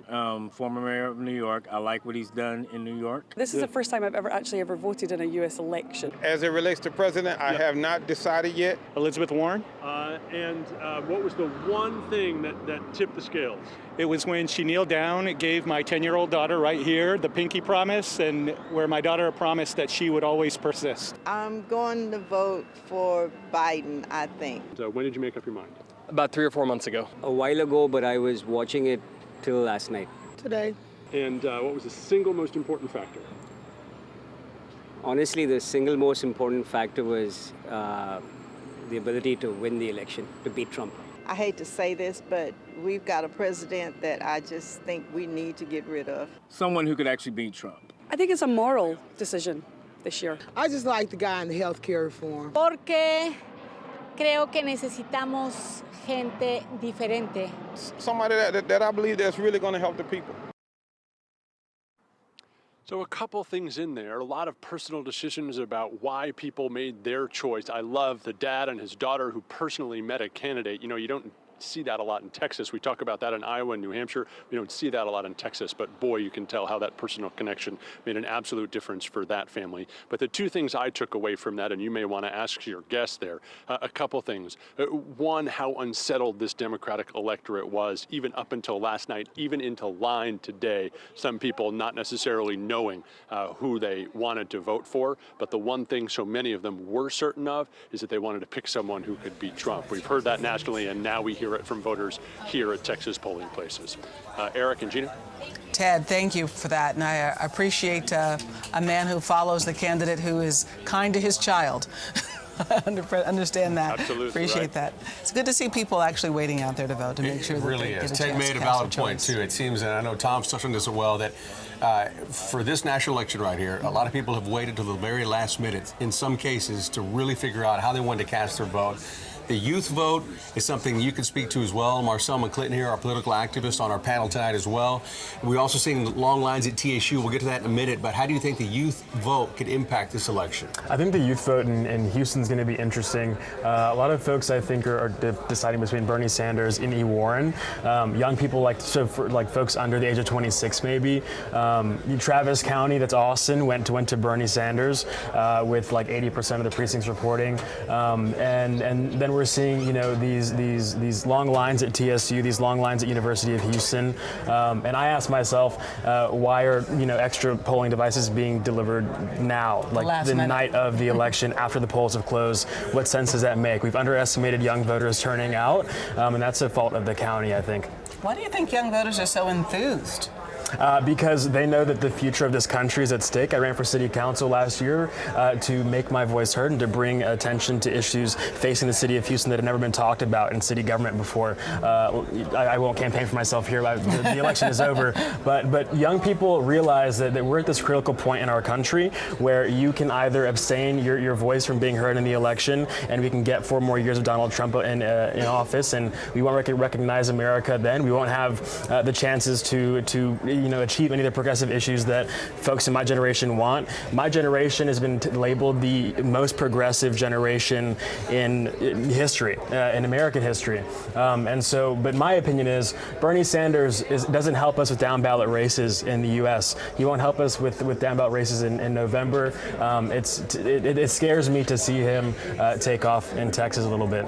Well, and I know, like the issue like climate change, for example, a lot of your generation drove that issue, and it started at the beginning of the election season where it wasn't a primary issue, and it's become a big issue for voters as in exit polling. So, I mean, do you think that you guys have changed the discussion? Absolutely. I mean, on climate change, on gun violence prevention laws, when was the last time in a presidential race that guns were, besides from 2016 maybe, that guns were a top issue in the election? Not that many, not that often. But again, folks need to cast their ballot for someone who can get us as close to the progressive change that we want. If we nominate, someone like Bernie Sanders who doesn't support us with down ballot races, we lose the Senate potentially, we lose the House potentially, and then where are we left with? We need someone who can build coalitions and bring people together and defeat Donald Trump. That is the #1 issue for a lot of young people, I think, who I know.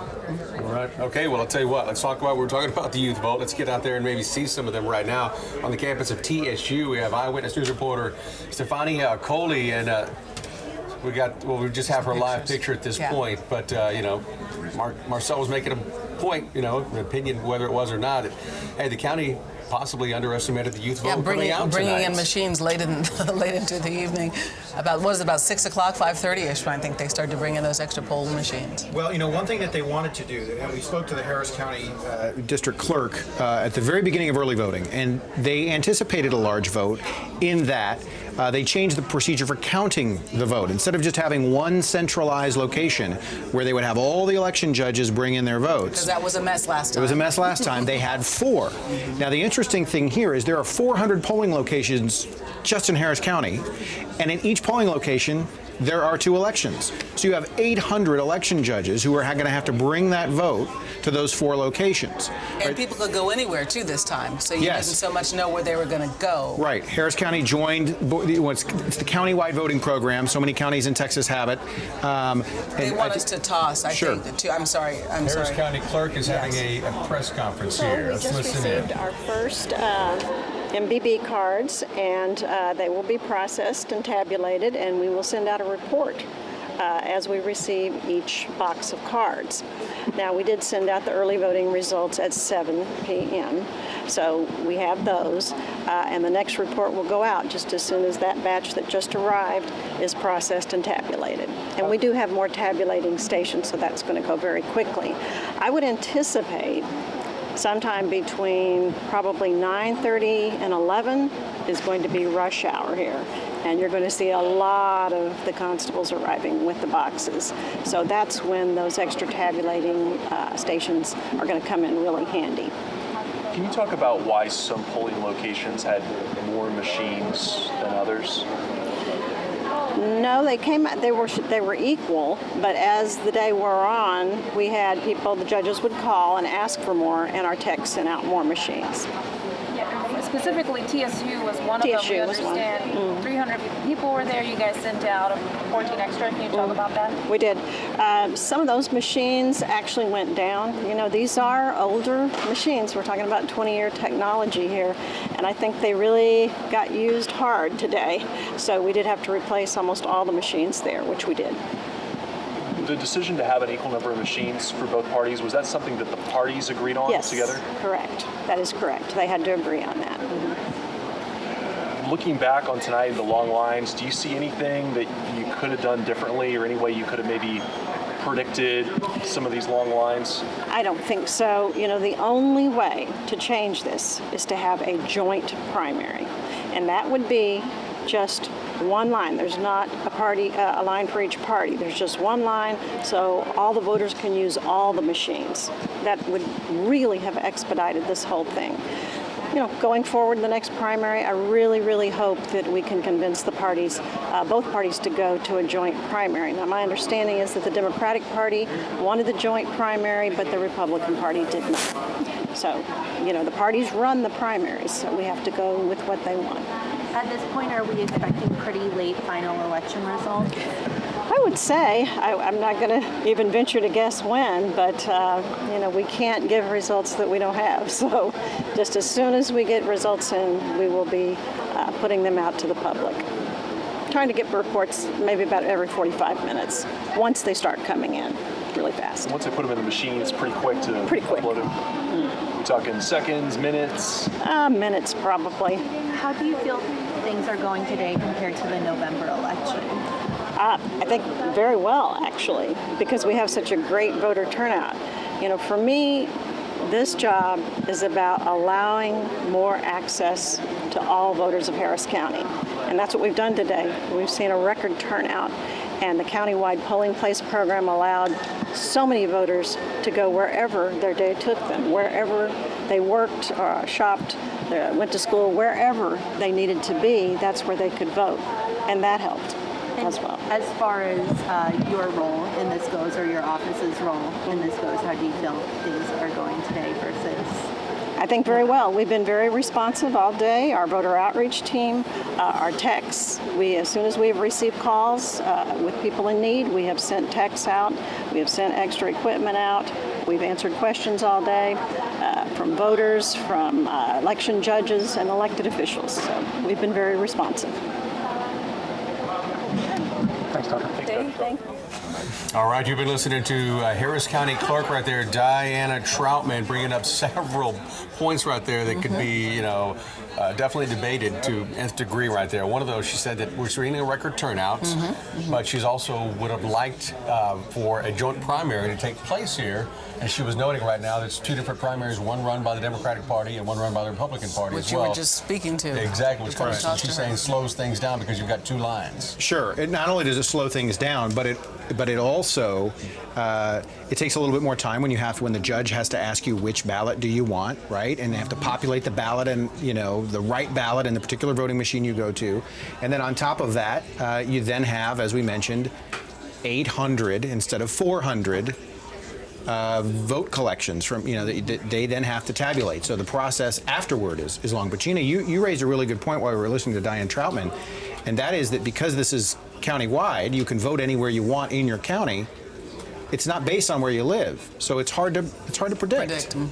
And we like that convenience in general. We think that gives more people access to getting to the polls, especially because a lot of people don't have flexible jobs, and they can't, leave work early at 5 o'clock if they need to get to their home district to vote. So it makes it more accessible, but it'll probably be some time. We should have the day off on voting day. Well, right? Eric for president, I say. Hope that legislation going at some point. Somebody out there, okay? Well, I think as much as we complain sometimes about these slow results and about the lines and about the machines not working, this is exactly what it's supposed to be. Yes. We want people voting. Involved. We want the involvement. You want the long lines. You want to see young people in line. That's better than the alternative where we know the results at 7 o'clock. Yes, that's true. Except at the same time, long lines, I think, are deter some folks. We know that folks turning out to vote are Democrats. They're the ones who are going to stick through the lines to keep in. I think Republican ballot is really short compared to the Democratic primary ballot, and it deters voters, right? We don't want long lines. You want efficiency to get more folks to the polls. Now, long line shows that people are showing up. They're there, but then how many of those students are going to turn around and go home because they're tired and having class, at 8 a.m. tomorrow, and don't want to stay to vote? So that's that kind of is scary to me. You don't want to keep the trend going. Yeah, for sure. Yeah. All right. And Tom, I know we also want to start looking at some of the numbers here, especially with the Democratic primary. Sure. And here's a look at this is statewide right now. Bernie Sanders at 29%, Joe Biden at 23%. These numbers have not moved. I think we're at 9% statewide. So these numbers have stayed relatively the same. But we do have a map that breaks it down county by county we'd like to show you, which gives you an idea of where these votes are coming in. And interestingly, the yellow that you see there is Bloomberg. And so he's not clustered like some of the other candidates. If you notice the clusters of similar color, he's not clustered. He's got a little bit all over the state, which is pretty fascinating. And he's at that 19%, which is well above the 15% threshold. Warren is fighting to get to that 15%. If she doesn't, then she doesn't get any statewide delegates. She could still win district delegates, which is the majority of them, but she wouldn't get any statewide. So that 15% is pretty magical, right? So it's fascinating to take a look at these numbers. And what also interests me is that some of the people who cast ballots for those who are on the ballot but have been out of the race for some time. If you take a look at Andrew Yang, Cory Booker, Marianne Williamson, who has roots to Houston, 1,400 people voted. John Delaney, who's been out for some time. Deval Patrick, whose campaign started late and finished very early. People voted for him. Yeah. So fascinating to take a look at those numbers, and those keep getting updated throughout the night. If you see the dark blue is Bernie Sanders, the light blue is Joe Biden, the yellow is Michael Bloomberg, and then there's the darkest blue is Amy Klobuchar, which I see her name on the key at the bottom, but I don't see that she's won any counties, at least not that I can tell. These blues are kind of close. Yeah, they are. But it's interesting if you look in the center there, where you see that dark blue cluster, right? That's Austin, right? And that's where you're seeing Bernie Sanders, and I think Elizabeth Warren did very well. If you take a look right there on the right side, you can see Harris County. If you look at Montgomery County, you see right now that's Sanders, and right below it is Joe Biden is winning the county. But again, these are just 9% of the numbers reporting statewide. Yeah. So we can expect these to change, especially because Harris County at this point is only separated by just a few votes. Yeah, and you have to also remember that so many of these numbers still are early votes, and a lot changed from February 18th when the early voting began. A lot changed in the last 48 hours, right? Yeah, you've had three candidates get out since Saturday. Yeah. Tom Steyer got out. He spent a lot of money in Houston, right? You saw his ads; they were almost ubiquitous. Yeah. You know, it was either him or Bloomberg on TV. On the air, yeah. And so the dynamics of the race changing, and I think you've all made excellent points about how today, the vote today, and these long lines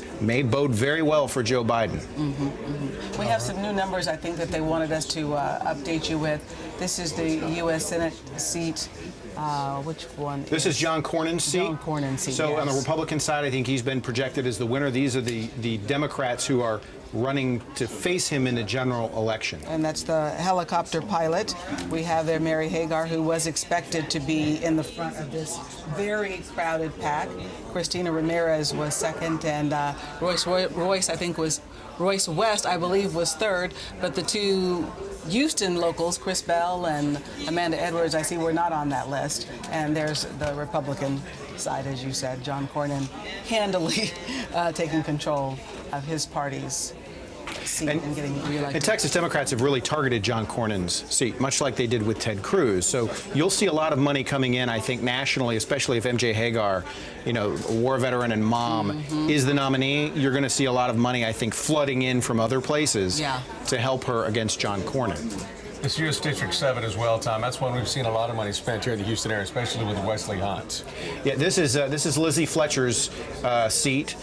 She beat Culberson 2 years ago in a big upset. That district was targeted by Democrats 2 years ago. They thought they could win it, and they did. And now Republicans are targeting it in a big way. Wesley Hunt and Cindy Siegel there.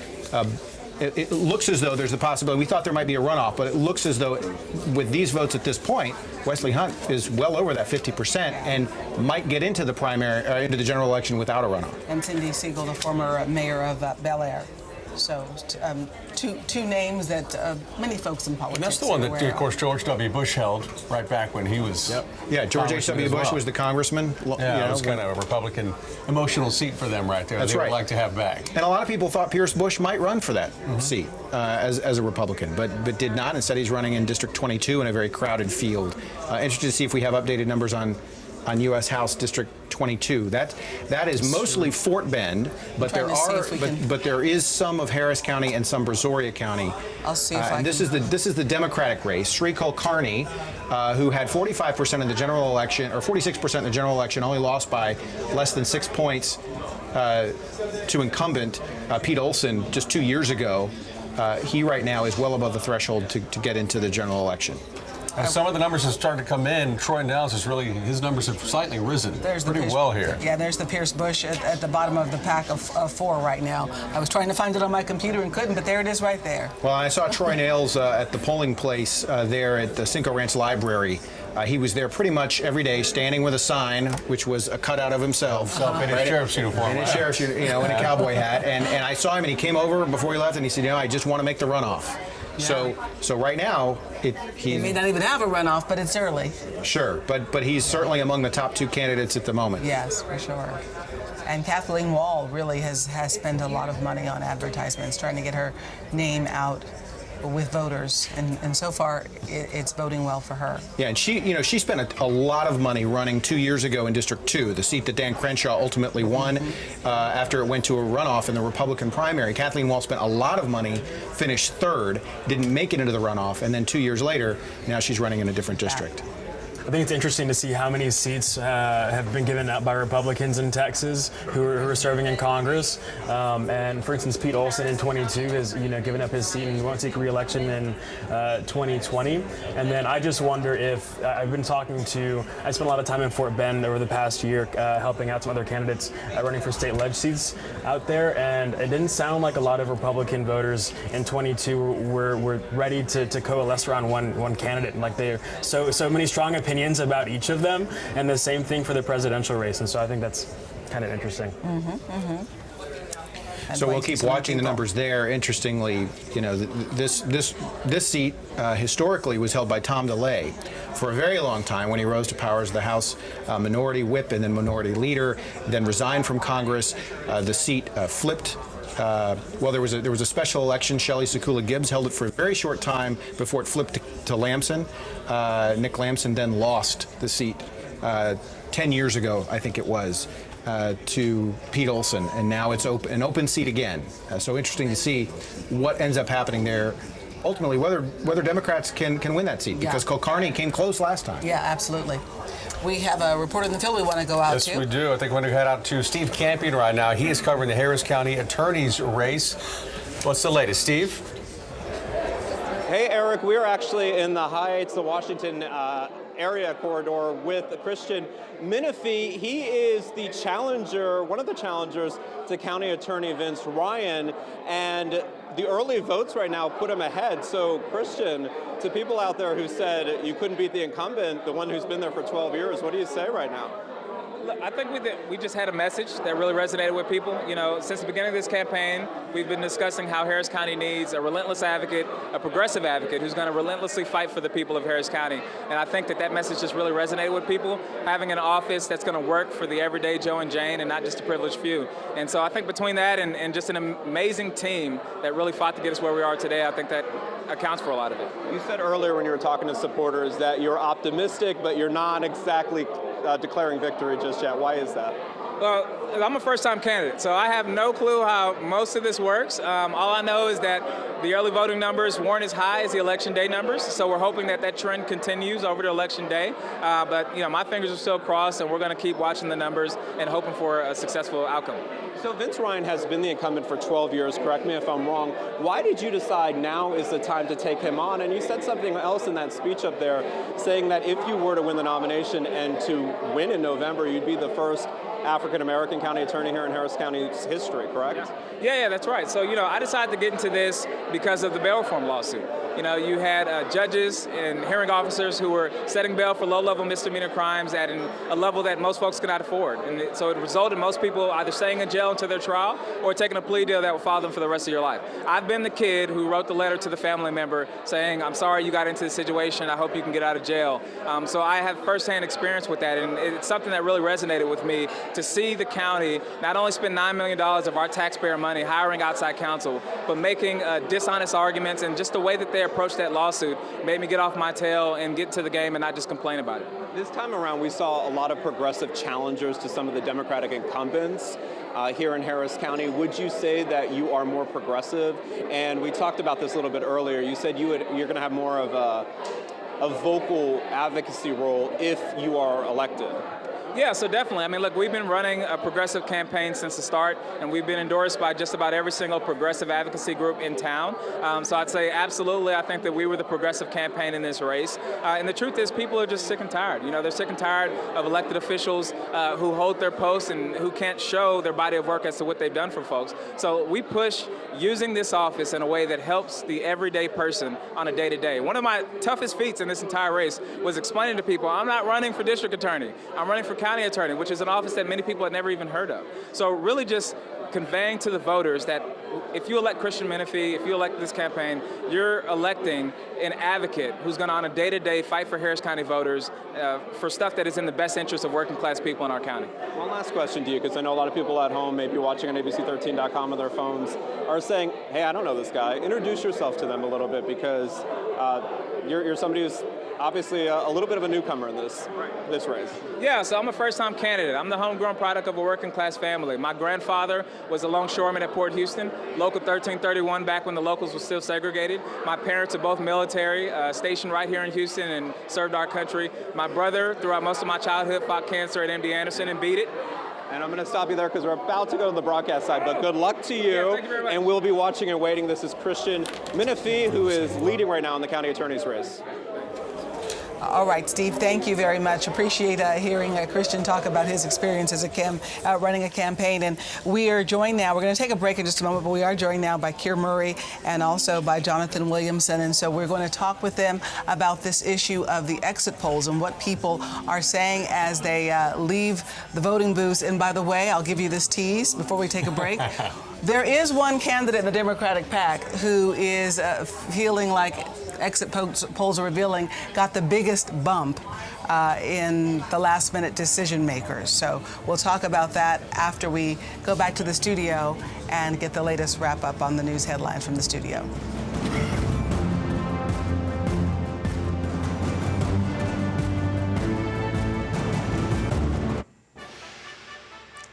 Good evening, everyone. As we talk about your voice, your vote on this Super Tuesday, we've had live team coverage throughout the evening.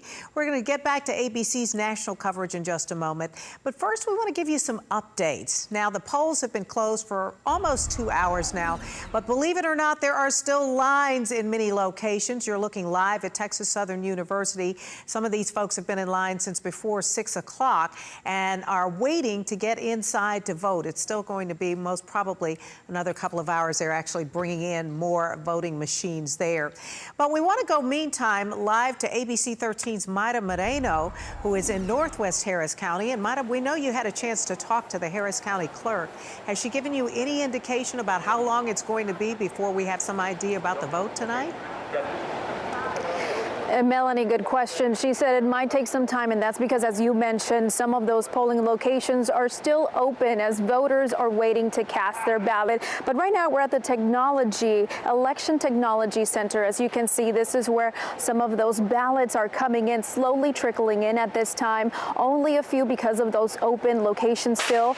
And we were just there at 8 o'clock at one of the locations, Waltrip High School as well. And we did interview the county clerk, and she explained why this voting process was taking a little longer than expected, especially for Democrats. She said both parties agreed on shared locations. Let's listen to what she said next.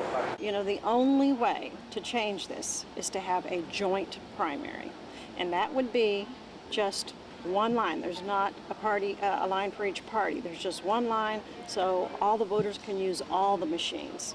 That would really have expedited this whole thing. That's the very latest. We're going to keep an eye on this. Mel, back to you. Thanks so much. A big race on top of mind today. Who will represent the Congressional District number 7? Currently, Democratic Representative Lizzie Fletcher holds that seat, but there are some Republicans who want to take that spot. ABC 13's Jessica Willey at the watch party for the current frontrunner, Wesley Hunt. Jessica? Yeah, big cheers just a few minutes ago when the campaign manager announced the early voting results. People have gathered here at the Firehouse Saloon in Southwest Houston. They keep on asking when more results are coming in. We're told that Wesley Hunt is on his way over. Of course, the big prize is November, facing Lizzie Fletcher in that general election. Wesley Hunt, if he holds this number, hopes to flip the district back to Republican. We're live in Southwest Houston. Jessica Willey, ABC 13 Eyewitness News. All right, thanks, Jessica, and thank you for joining us. Continue to follow our live coverage on abc13.com and our ABC app, and join us at 10.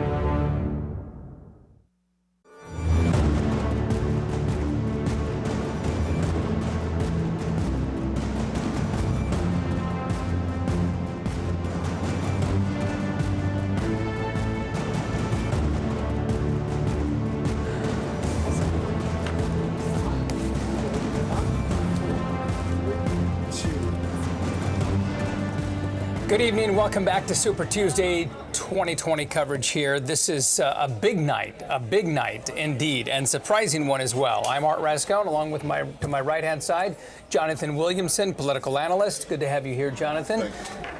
Alona Carson and Keir Murray, one of our political consultants here for the evening. Gentlemen, thank you so much for being here. We want to break down some of the biggest numbers that we are getting in just a moment. But first, we have an exit poll that we want to bring to light because we just got some of these very interesting results back in.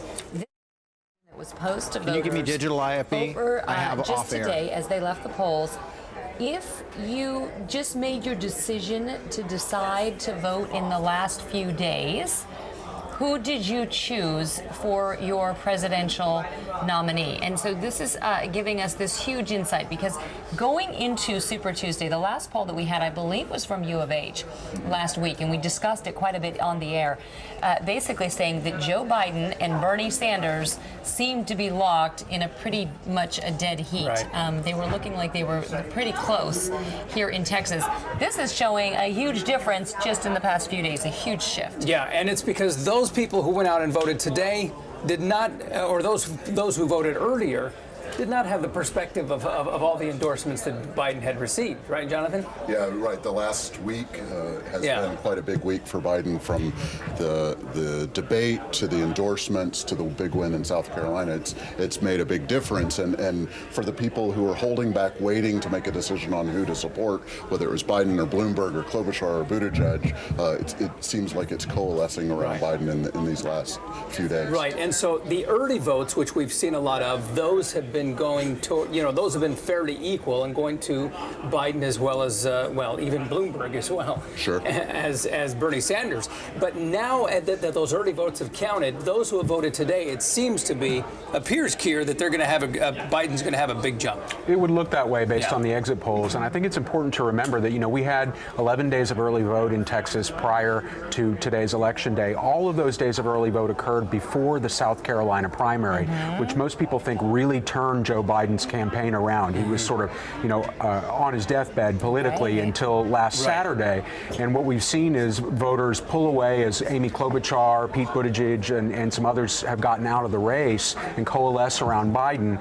And I expect that we'll see today's performance, if it's better for Biden, will to some degree come to the expense of Mike Bloomberg, who spent tremendous money in the state and probably did pretty well in the early vote. But as we saw with Tom Steyer in South Carolina, who did a similar thing, it really faded for him on Election Day. We'll see if that happens, but I suspect it will. I was going to ask that. When Joe Biden does well, it often will come at the expense of Michael Bloomberg. These tend to be the same supporters, right? Yeah, they occupy more of the moderate lane of the party, whereas Bernie Sanders and Elizabeth Warren arguably occupied the more progressive lane. And, Bernie's got a real solid base of support that just has not wavered, but it's really only between 25 and 30% of the electorate. And so if someone else can consolidate that other lane of the party, they can win in Texas. And I would not be surprised if Joe Biden narrowly pulls ahead of Bernie Sanders by the night's end in Texas. Okay, I understand that Bernie Sanders is getting ready to take the stand over there. He's in Vermont, and that, of course, is a state that he clearly won.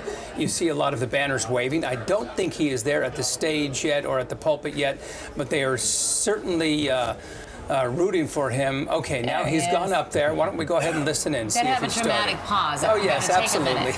Let's listen into what Bernie Sanders has to say. Clearly a lot of excitement there, but still, he has the momentum.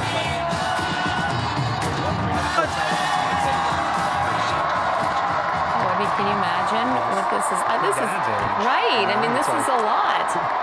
This is a lot to be heard.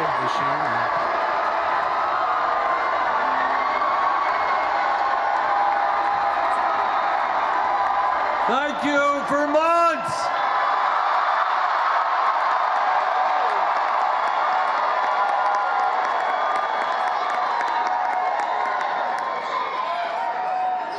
You know, it's a funny thing. 31 years ago today, we won the mayoral race in Burlington, Vermont.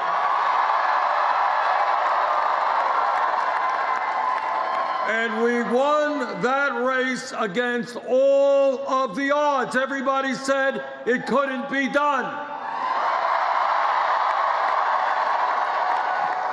And when we began this race for the presidency, everybody said it couldn't be done. But tonight, I tell you with absolute confidence, we are going to win the Democratic nomination.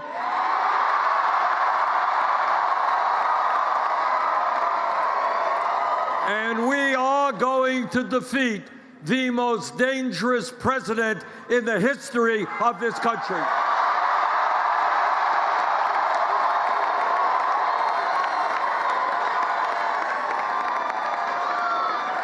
We are going to win.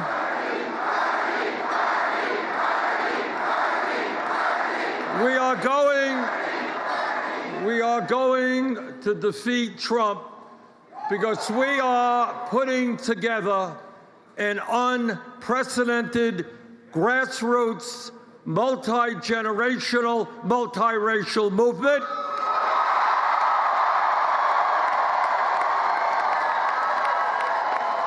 It is a movement which speaks to the working families of this country who are sick and tired of working longer hours for low wages and seeing all new income and wealth going to the top 1%. Okay, Bernie Sanders clearly determined here. I mean, his statement of "we are going to take it all the way to the end. We've got this. We're leading in Colorado. We've won Colorado." He made assumptions, of course, in Texas as well. Keir, you had the advantage of listening to him. So, are we in for a contested nomination? Too soon to say. Yeah. I would say, the delegate accumulation process will largely be wrapped up by April, but the convention isn't until a couple of months later in the summer, and it's going to be remarkable to see where these candidates end up. Right. If you've got Biden and Bernie really close in terms of a plurality of delegates, but neither has a majority, it's going to get very interesting as we go on the road to the convention. What kind of deals could be cut in advance? I don't know what other candidates, Elizabeth Warren, if Michael Bloomberg, what kind of delegate hauls they pick up over tonight and over the coming days will potentially play a really important role. Okay. Absolutely. And obviously, what going forward after Super Tuesday, this really becomes a numbers game. Yeah, I think it very much is a numbers game, and it looks like it's going to be a numbers game between two candidates. But with the Democrats' proportional allocation of delegates, it's hard for either candidate to pull ahead. And then if Bloomberg or Warren stay in the race and pick up a few here and there, then it gets increasingly hard for either of the two frontrunners to be able to secure a majority. Yeah. Of course, then if it does go to the convention, is it a 45 plurality or is it a 35% plurality? We have a lot of interesting numbers we're going to be getting to tonight. We're in for a long night as well because, I mean, Texas is just barely, with a few minority percentage reported. And, of course, the big sleeping giant giant here is California, of course. as you mentioned. Right. I mean, there are 415 delegates up for grabs there in California, so everyone's waiting for California. Well, because of the way their mail-in ballots work, we won't know for days. Oh, you're right. Those results. Absolutely It'll right. trickle Right. in Yeah, over mail-in. the next coming weeks. Now, this is the first time California is a part of Super Tuesday. They basically wanted to move their calendar up to have a bigger stake and a bigger say in what was going to happen. Is that right? I think that's right. Yeah, it's the largest state in the country population-wise, and they wanted to matter, just like Texas has wanted to matter. They had been kind of on the tail end of everything, where sort of the book was already written, right? Yeah. Okay, so this is going to be a game changer to see what happens in California, for sure. All right, let's go ahead and get to some of the state races here. District 22, hotly contested race here. You see the sheriff, Troy Nehls, 43%. Initially we were talking about a possible runoff, and that may still be the case here on the Republican side. But Tom Abrams is covering this. He's been all over this as well. And Tom, what are your takeaways from this? So I had a different map up, and we'll get back to this. This is the U.S. delegate map. We'll get back to that in a second. But I do want to show you more about the Republican race in Congressional District 22. This is the most, one of the most diverse congressional districts in the country. I think second most diverse. It is also the most populous. Most congressional districts will have about 720,000 people per congressional district, but that only happens once every 10 years after the census. And so this area, Fort Bend County in particular, has grown so much, which we're talking about right in here. It's grown so much that they have more than 1 million people. And so it is the most populous of the congressional districts for now. And as we take a look at where the numbers are right now, it's just 2% of the precincts reporting, but Troy Nehls has 44% of the vote. It's important to note, again, just 2% of the precincts reporting. And so we look at these numbers, and it seems impressive when you look at 44, 17, 14. But if you look at the total vote numbers, they're not that high. Fewer than 20,000 votes right now for Nehls, who is leading. Now, I want to take you to the national map and show you exactly where we are with that. Before the night began, only 3%, roughly 3% of the Democratic delegates had been awarded in those first 4 states. Right now, we're under 13%, but you can take a look at the map and see, for example, Bernie Sanders winning Colorado, Nevada, and then essentially tying in New Hampshire, but then winning in his home state of Vermont tonight. And then all of this blue is Joe Biden. He won all of these mid-Atlantic states, Virginia, North Carolina, South Carolina, Tennessee, Alabama. It'll be interesting to see when we get to Texas where those 228 delegates go. As you mentioned, it's proportional, so it's not winner take all. Just because Biden has all blue here doesn't mean he gets all of these delegates. If you take a look at the delegate count, it has flipped significantly. Biden with 280, Sanders with 167, Pete Buttigieg with 26. Michael Bloomberg, who had none before tonight, does have 17. Is that enough to keep him in the race going forward? When we heard him speak earlier tonight, he said he is in it for the long haul. Bernie Sanders, just speaking a moment ago, he's been calling his campaign a movement against the establishment. And so clearly he's in it for the long haul. But what does tonight do for Joe Biden when you take a look at how he's done here? And could he win Texas? In the recent days, the aggregate polling showed that Bernie Sanders had anywhere from a 4 to 6 point lead. Then in the last couple of days, that lead has shrunk. So it'll be interesting to see how many of these people standing in line late tonight are casting their votes for Joe Biden, given the information we've learned over the last couple of days and as the field has narrowed. Yeah, absolutely. Those are the big questions, Tom. Absolutely. Well, we're also just getting word, the Associated Press now reporting just moments ago that Michael Bloomberg has announced that they will be reassessing his campaign tomorrow. Let's go ahead and do some political speak, guys. What I mean, Jonathan, this states what's the your take obvious, on right? this? Reassessing is often the predecessor to suspending, which is often the predecessor to shutting it down. Yeah. Well, you know, he spent $52 million right here in Texas alone, and more than $500 million, nearly $600 million throughout the country. I mean, that's just an extraordinary number when you look at Biden, who spent maybe $500,000 here. So his return on his investment is not good. No, it's not good. And the question is, what was his motivation for running all along? Was it really about providing a viable alternative that could beat Trump in the fall? And how satisfied was he before he decided to run? And now if, say, Biden becomes the has a path to the nomination as a strong candidate in the moderate lane. Will he be able to be willing and interested in falling in line behind Biden as the kind of moderate lane leader? Yeah. Well, and when he had doubled down on a state like Texas and spent the kind of money that he spent, you really have to have a good showing if you're spending that kind of money, because there's a lot of states where he has not jumped in to that extent. Yeah, today was sort of, as he said this morning in a Testy news conference, was the first day he'd actually faced the voters, and it was ludicrous for him to consider getting out of the race before anybody had actually voted. Well, we're getting some dispositive results this evening that suggest he may not do as well as he liked. We had reports from staff leaking out this afternoon that they basically thought the race was over and he was just helping Sanders and hurting Biden by staying in, which is pretty telling that when folks inside your own campaign are telling the press that you think it's time for you to hang it up. So. Okay, well, let's see what happens tomorrow there. Now, we did mention California just a moment ago. Of course, Texas polls closing at 7 o'clock here Central Time. Polls in California are still open. They have, I believe, about 45 more minutes before polls there close. California has the largest number of pledged delegates. We talked about this, 415 up for grabs. So that is a huge number. And as we also said, this is the first year that state will be voting on Super Tuesday. Polls on the West Coast will close at 10 o'clock Houston time. And then it's going to take quite a while, not just to get the immediate votes in, but they have a lot of mail-in systems there. So it could actually take several weeks to get all of these numbers finalized. It could. We saw in the midterms in 2018, there were some very closely contested congressional races in Orange County that we didn't find out who won until 2 weeks later. Okay. So. Patience. Okay. Very good. Thank you. Appreciate it here. Tom, you have more on regarding that Bloomberg I have a calculator on my phone. I'm going to share these numbers with George Hittner, and then we're going to talk about the Biden numbers. But this is $29,411,764.70 per delegate so far. If you consider the 500 million divided by the 17 delegates. That's a little bit painful when you put it that way. That is. Also painful, if you are not Joe Biden, is looking at these day of voting numbers. So this is really, really incredible. We've been waiting for Harris County to release their election day voting. Now, let me give you some context. Absentee ballots, let's see here, I'm sorry. Biden got 34% of the vote. That's absentee. He got 23.5% for all of early voting.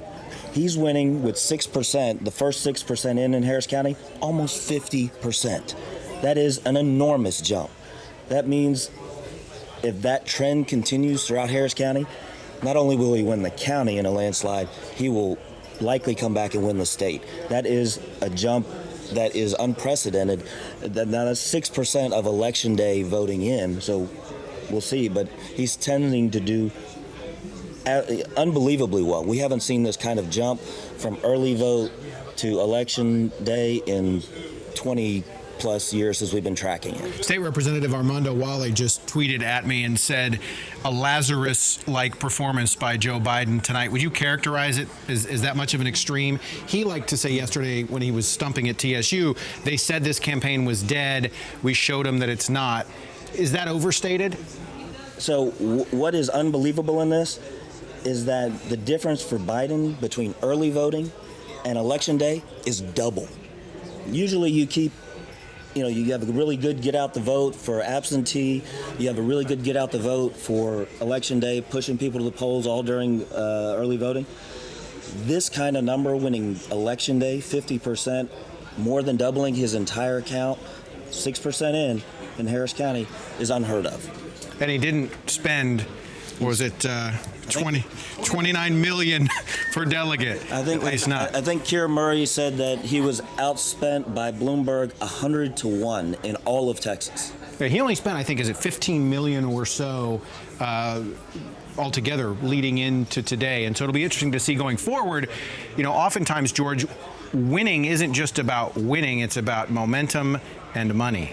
Yeah, and what this tells me, and I think what it probably tells a lot of people, is we'll have to wait and see what happens in California. But if Vice President Biden comes out of this contest that he was not expected to win with this many wins, these kind of margins, and a delegate lead, to use Bernie Sanders' own words, he he says that the person with the plurality of the delegate counts getting to the convention should be the nominee. Well, if Biden goes into the convention with the most delegates, he can use Sanders' words right against him, and there goes the nomination to Biden. Interesting. Thanks very much, George Hittner. Really fascinating developments tonight. And speaking with ABC political director Rick Klein earlier today, he indicated everybody's watching Texas, right? This is the race. We're not California where everybody expects Bernie Sanders to win. This was a race with a lot of candidates and a lot of money and a lot of focus. And so people going forward will look at what happened in Texas, and it may play a huge role in who ends up taking the stage on that last night of the convention in Milwaukee in July. Interesting there, Tom, and you talk about momentum a lot, and that's exactly what has occurred here. I mean, a couple of weeks ago, out of New Hampshire and out of Iowa, people were saying his campaign was dead. And that was it. And Tom referred to that sort of Lazarus awakening there. Really, that's what's happened, isn't it? Well, and the stars have kind of aligned also for Joe Biden. I mean, we had all these changes just in the past 48 hours. And then, all of this support coalescing around him. It wasn't necessarily anything Joe Biden did. It was what everybody else didn't do to some extent. It was that, I think, and it was some of those other candidates deciding that it was time to get out and all get behind him. I don't think you can overestimate the power of the moment he had yesterday when Pete Buttigieg, Amy Klobuchar, Beto O'Rourke came all to Dallas, endorsed him, primetime TV last night, worth more than the $56 million in TV ads that Mike Bloomberg has spent in Texas. Right. Potentially, we'll see. But that kind of earned media is hugely valuable, particularly when you had a lot of Democratic voters who just weren't sure what to do. Right. Well, I think it was that they ate Whataburger together. That's right. Did you see those moments? That was smart campaigning. I'm wondering, Jonathan, because people on the West Coast, I mean, their polls haven't even closed yet. I mean, you have another 40 minutes or so. So they see this Joe Biden momentum and him winning some earlier states. And, well, okay, let's go ahead and go. Speaking of Joe Biden, we understand the former vice president is now speaking. Let's go ahead and get to him live and hear what he has to say. It's a good night. And it seems to be getting even better. They don't call Super Tuesday for nothing. By the way, this is my little sister, Valerie, and I'm Jill's husband. Oh, no, this is Val, you switched on me. This is my wife, this is my sister. They switched on me. Folks, it's still early, but things are looking awful, awful good. For those who've been knocked down, counted out, left behind, this is your campaign.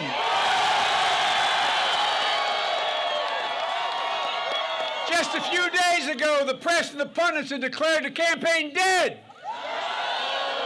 And then came South Carolina, and they had something to say about it. And we're told, well, when you got to Super Tuesday, it'd be over. Well, it may be over for the other guy. Tell that to the folks in Virginia, North Carolina, Alabama, Tennessee, Oklahoma, Arkansas, Minnesota, and maybe even Massachusetts. It's too close to call. Okay. All right, you're listening to the former vice president. He is, when you look at his countenance, Jonathan, there is an aura of confidence with him now, isn't there? Yeah, he looks tan, rested, and ready. It's a big contrast from how he's looked on the debate stage with the debates over the course of the last year or so. Well, and then this is happening in California, where officially polls are still open. We have to keep in mind. Right. I mean, does something like this have, maybe not this moment, but what the headlines that have been made over the past few hours here in Texas, Could that potentially impact what's happening in California? It's possible. Certainly the results we saw from the East Coast states in Virginia, in North Carolina that came out a few hours ago while voting was very much still going on in California. I mean, so many folks who were following online or TV would have seen that to some degree. Whether it had an effect, I don't know, but one would imagine it might. Yeah, this is definitely a very different tone than we've been seeing for weeks from Joe Biden, and this is probably exactly what his supporters want to see. Got his groove back. Yes. Yeah, absolutely. I mean, and he's flanked there by his sister as well as his wife, but and then thousands of supporters right there in California, which is expected to be won by Bernie Sanders, right? At least the majority there. But still, Texas. I mean, if he wins Texas, this is the second most delegate-rich state in the country, right? Right. Okay, so. All right, well, we need to take a short break. Stay with us because we are going to be giving you a live on-air cut-in right now so that you can see all the latest results, and then we'll be right back moments after that. Yeah, we'll join you in just a couple of minutes.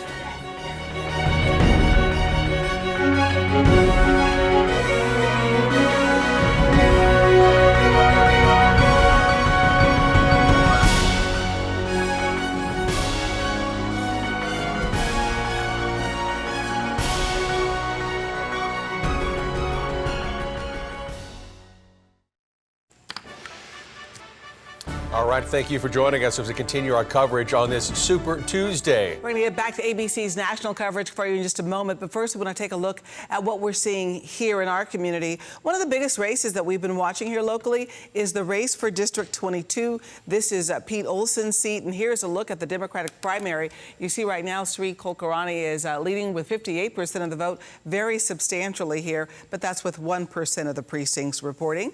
And taking a look at the Republican side, former Fort Bend County Sheriff Troy Nehls is leading the pack with 43% of the vote. This says 100% of the votes reported. So that's a substantial victory for him, and it looks like he will avoid a runoff. You know what? Those numbers are incorrect. The precinct reporting vote is incorrect, but his percentage lead is correct. 43% of the lead right now. So I guess we're coming to me, and I'm going to share with you what the national map looks like right now. This is Texas, actually, and we're showing you by color code where exactly the candidates are performing well. That dark color, the purple there, that's Bernie Sanders. This is clustered around Austin and then North Texas near Dallas. All this light blue here that you see, this is Joe Biden. So you see that as the numbers come in, Joe Biden is faring very well in Texas. The yellow is Michael Bloomberg. He still has several counties that in which he is winning right now. A lot of them are relatively small counties in the Panhandle or out in West Texas, and then all the white that you see are unreported counties right now. But as we look at this, the important number to keep in mind, as we've been saying all night, is the 15% threshold. That's what a candidate has to have statewide to be eligible for some of the delegates here in the state of Texas. Bernie Sanders at 28%, Bloomberg at 18%, Biden at 23%, all of them above that 15% for now. And we have Troy Nehls now speaking at the podium. Hey there, we are here live at the Sheriff Troy Nehls party, his election night headquarters. And Sheriff, you're feeling pretty good. It looks like you're the top vote getter. I mean, maybe not win without a runoff, but certainly you're leading by a wide margin. Again, we were very, very pleased with the results of the early vote. Now we're sitting here amongst family and friends and supporters, you know, watching the votes for today. And we feel good about where we're at. And whatever happens at the end of the night, whether this is a runoff or not, we look forward to that runoff on May 26th. And we're just going to continue to work hard and let the people in Congressional District 22 know that I will work hard for them in Washington if they elect me as their next member of Congress. Just tell me, what do you think it is out of 15 candidates that you are able to get such a wide margin compared to everybody else? I mean, that's a lot of people. Well, I think what it is it's 25 years of service in the Fort Bend County, and the last 8 years as sheriff. You know, we came into the sheriff's office. I made some promises. We said we were going to change the culture and the way we're doing business, and we've kept those promises and we changed the culture. And so when I would be out and talking to the voters, whether knocking on doors or at the polls, and I said I've been served as your sheriff for 8 years, and now I'd be honored to represent you in Washington, and they said, you haven't let us down. So thank you. And what will be the key for you to keeping this district red? Because you know there's a lot of people who are trying to flip it blue if you're the nominee. I understand. You know, the question was asked earlier about November and how do you feel about November. Listen, I don't know who the Democrat nominee is going to be, and quite honestly, I don't care. I'll win that race by double digits. Well, congratulations. You're certainly doing very well Thank tonight. you. We really appreciate it. And there you hear from Fort Bend County Sheriff Troy Nehls. He had 14 other competitors. It looks like he'll probably have to go to a runoff, but he is leading by a wide margin across the 3 counties. Certainly, this is the place to be if you're a Republican in the District 22 voting area. People here are in a very, very good mood, but they'll watch until all the numbers come in just for the records. But they're feeling very positive right now. Back to you guys. All right, Maya Shea live there with Troy Nehls, looking good in that election. Let's go out to Joe Biden as we leave you tonight.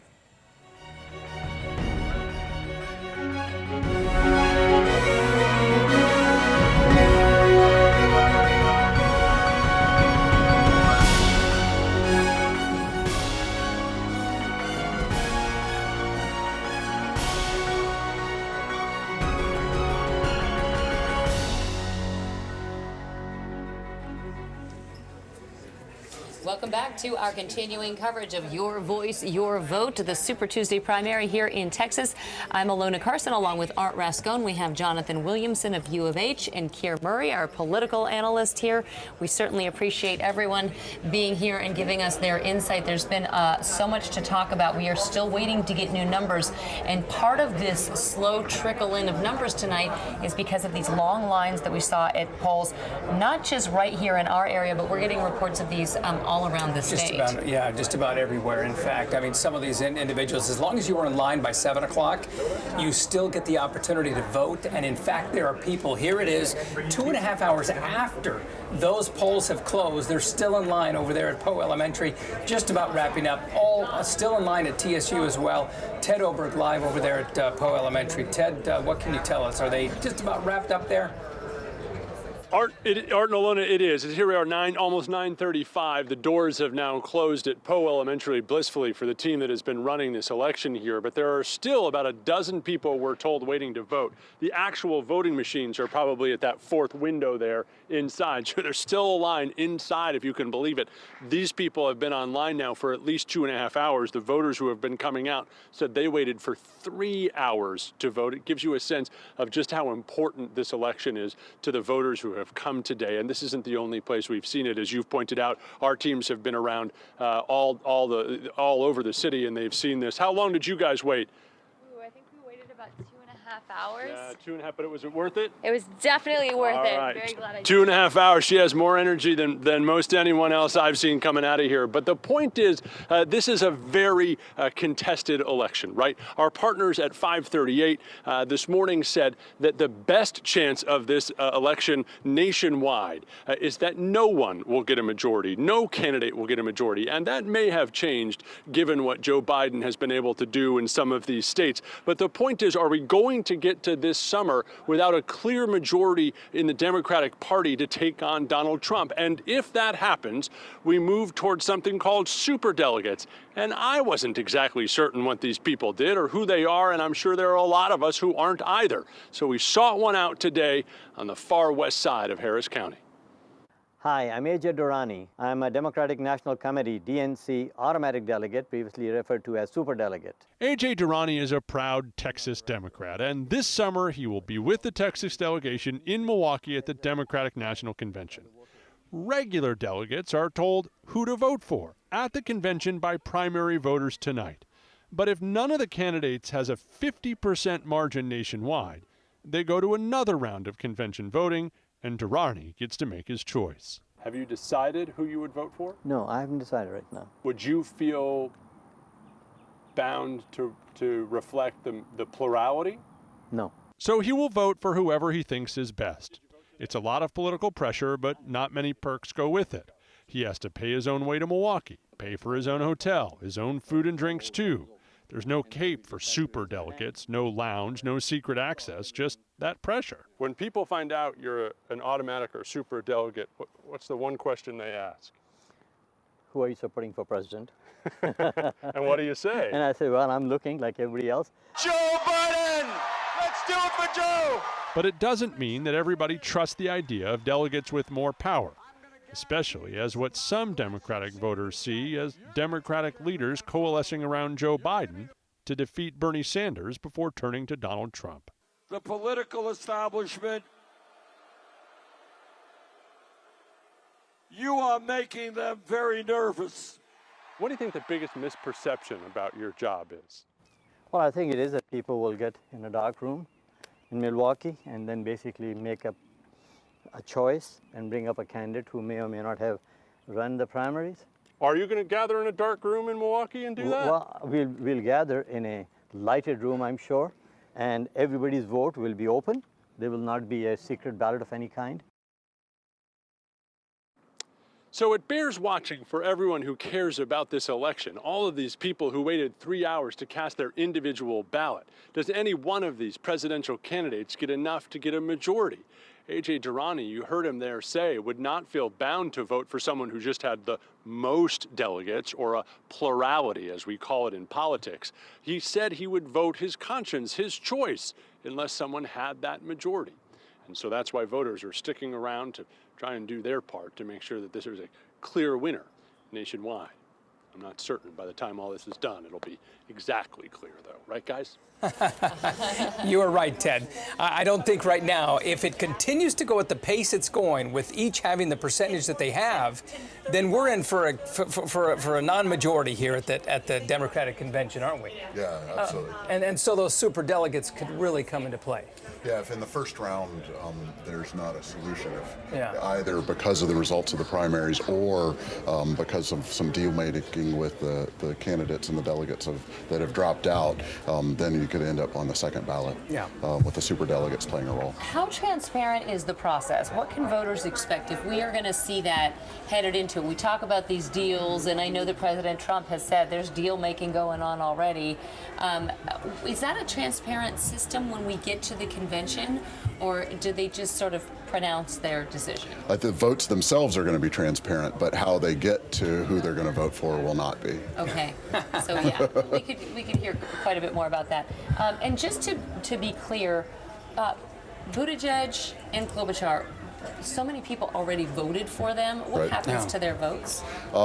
In some cases, they get reallocated. Their delegates get it reallocated. I believe it's the statewide get reallocated to the people still in the race. But many of them remain with the candidate to be used as essentially bargaining chips later on. Okay. Oh, wow. And we go back to that 15% threshold in Texas being important because those are not going to be reallocated to meet that 15%. Right. If they didn't reach 15% in the state, it's not just Texas, by the way, then they don't have delegates to reallocate anyway. Yeah. Okay. So, yeah. Gotcha. Very good. All right, let's get to some of the precinct races. We haven't talked about those in a while, so here we go. Precinct 1, this is Alan Rosen, of course, clearly winning this.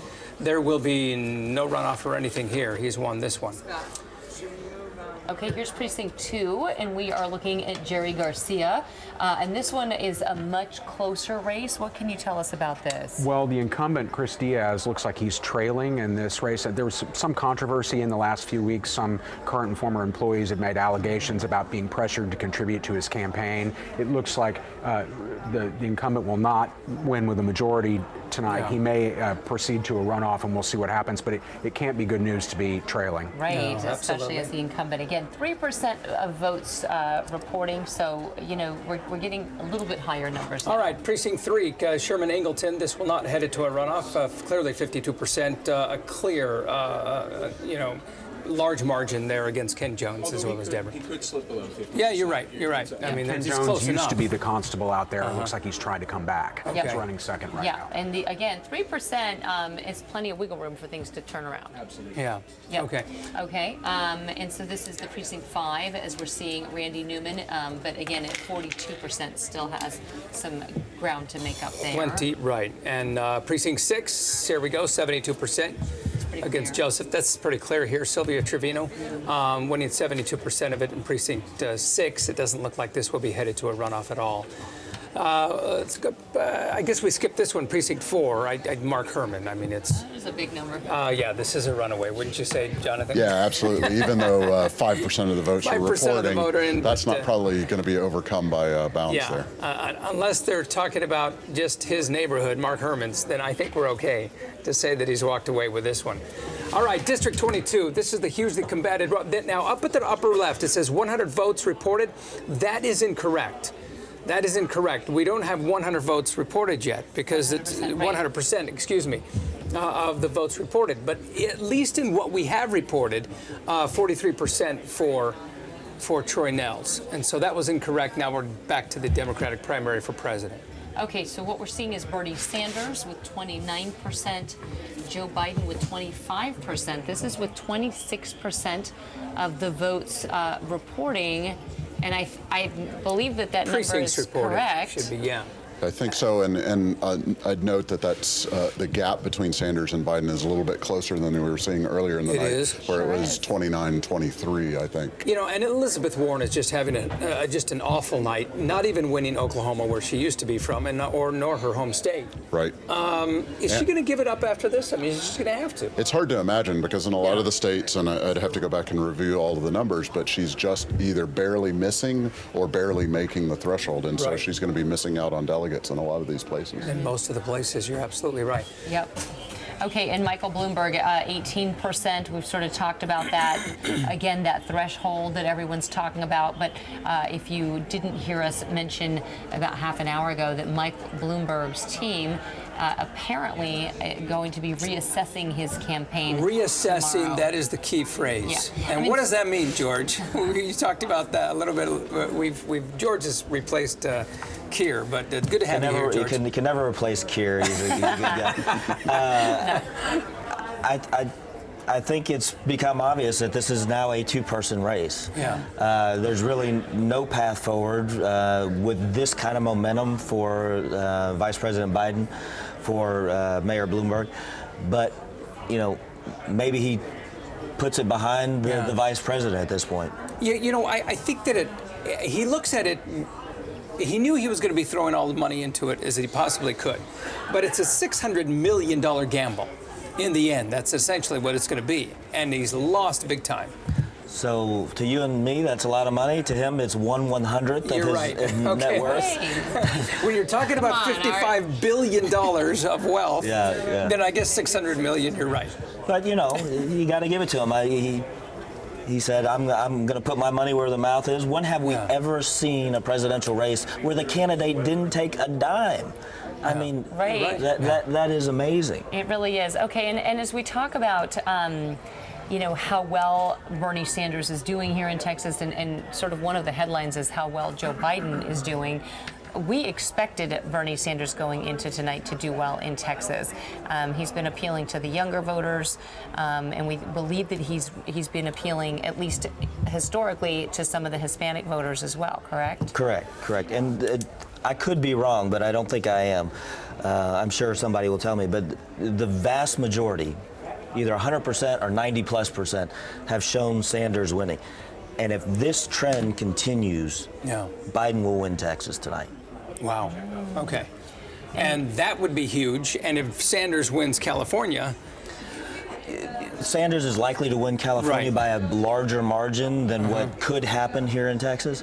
But they're still voting. For the next 18 minutes. And they probably have long lines as well. And they're seeing all the news alerts. So Well, yeah, and then there's another news alert happening, guys. This is actually what you're looking at is a live picture of Joe Biden and his rally happening in California. Apparently a protester just rushed the stage, and we have video of it that we're going to show you. This is why you are kind of seeing him off of the stage there and making his way out. Let's see if we can show you that video of a protester rushing in. Didn't seem to bother him too much because he's back to taking selfies.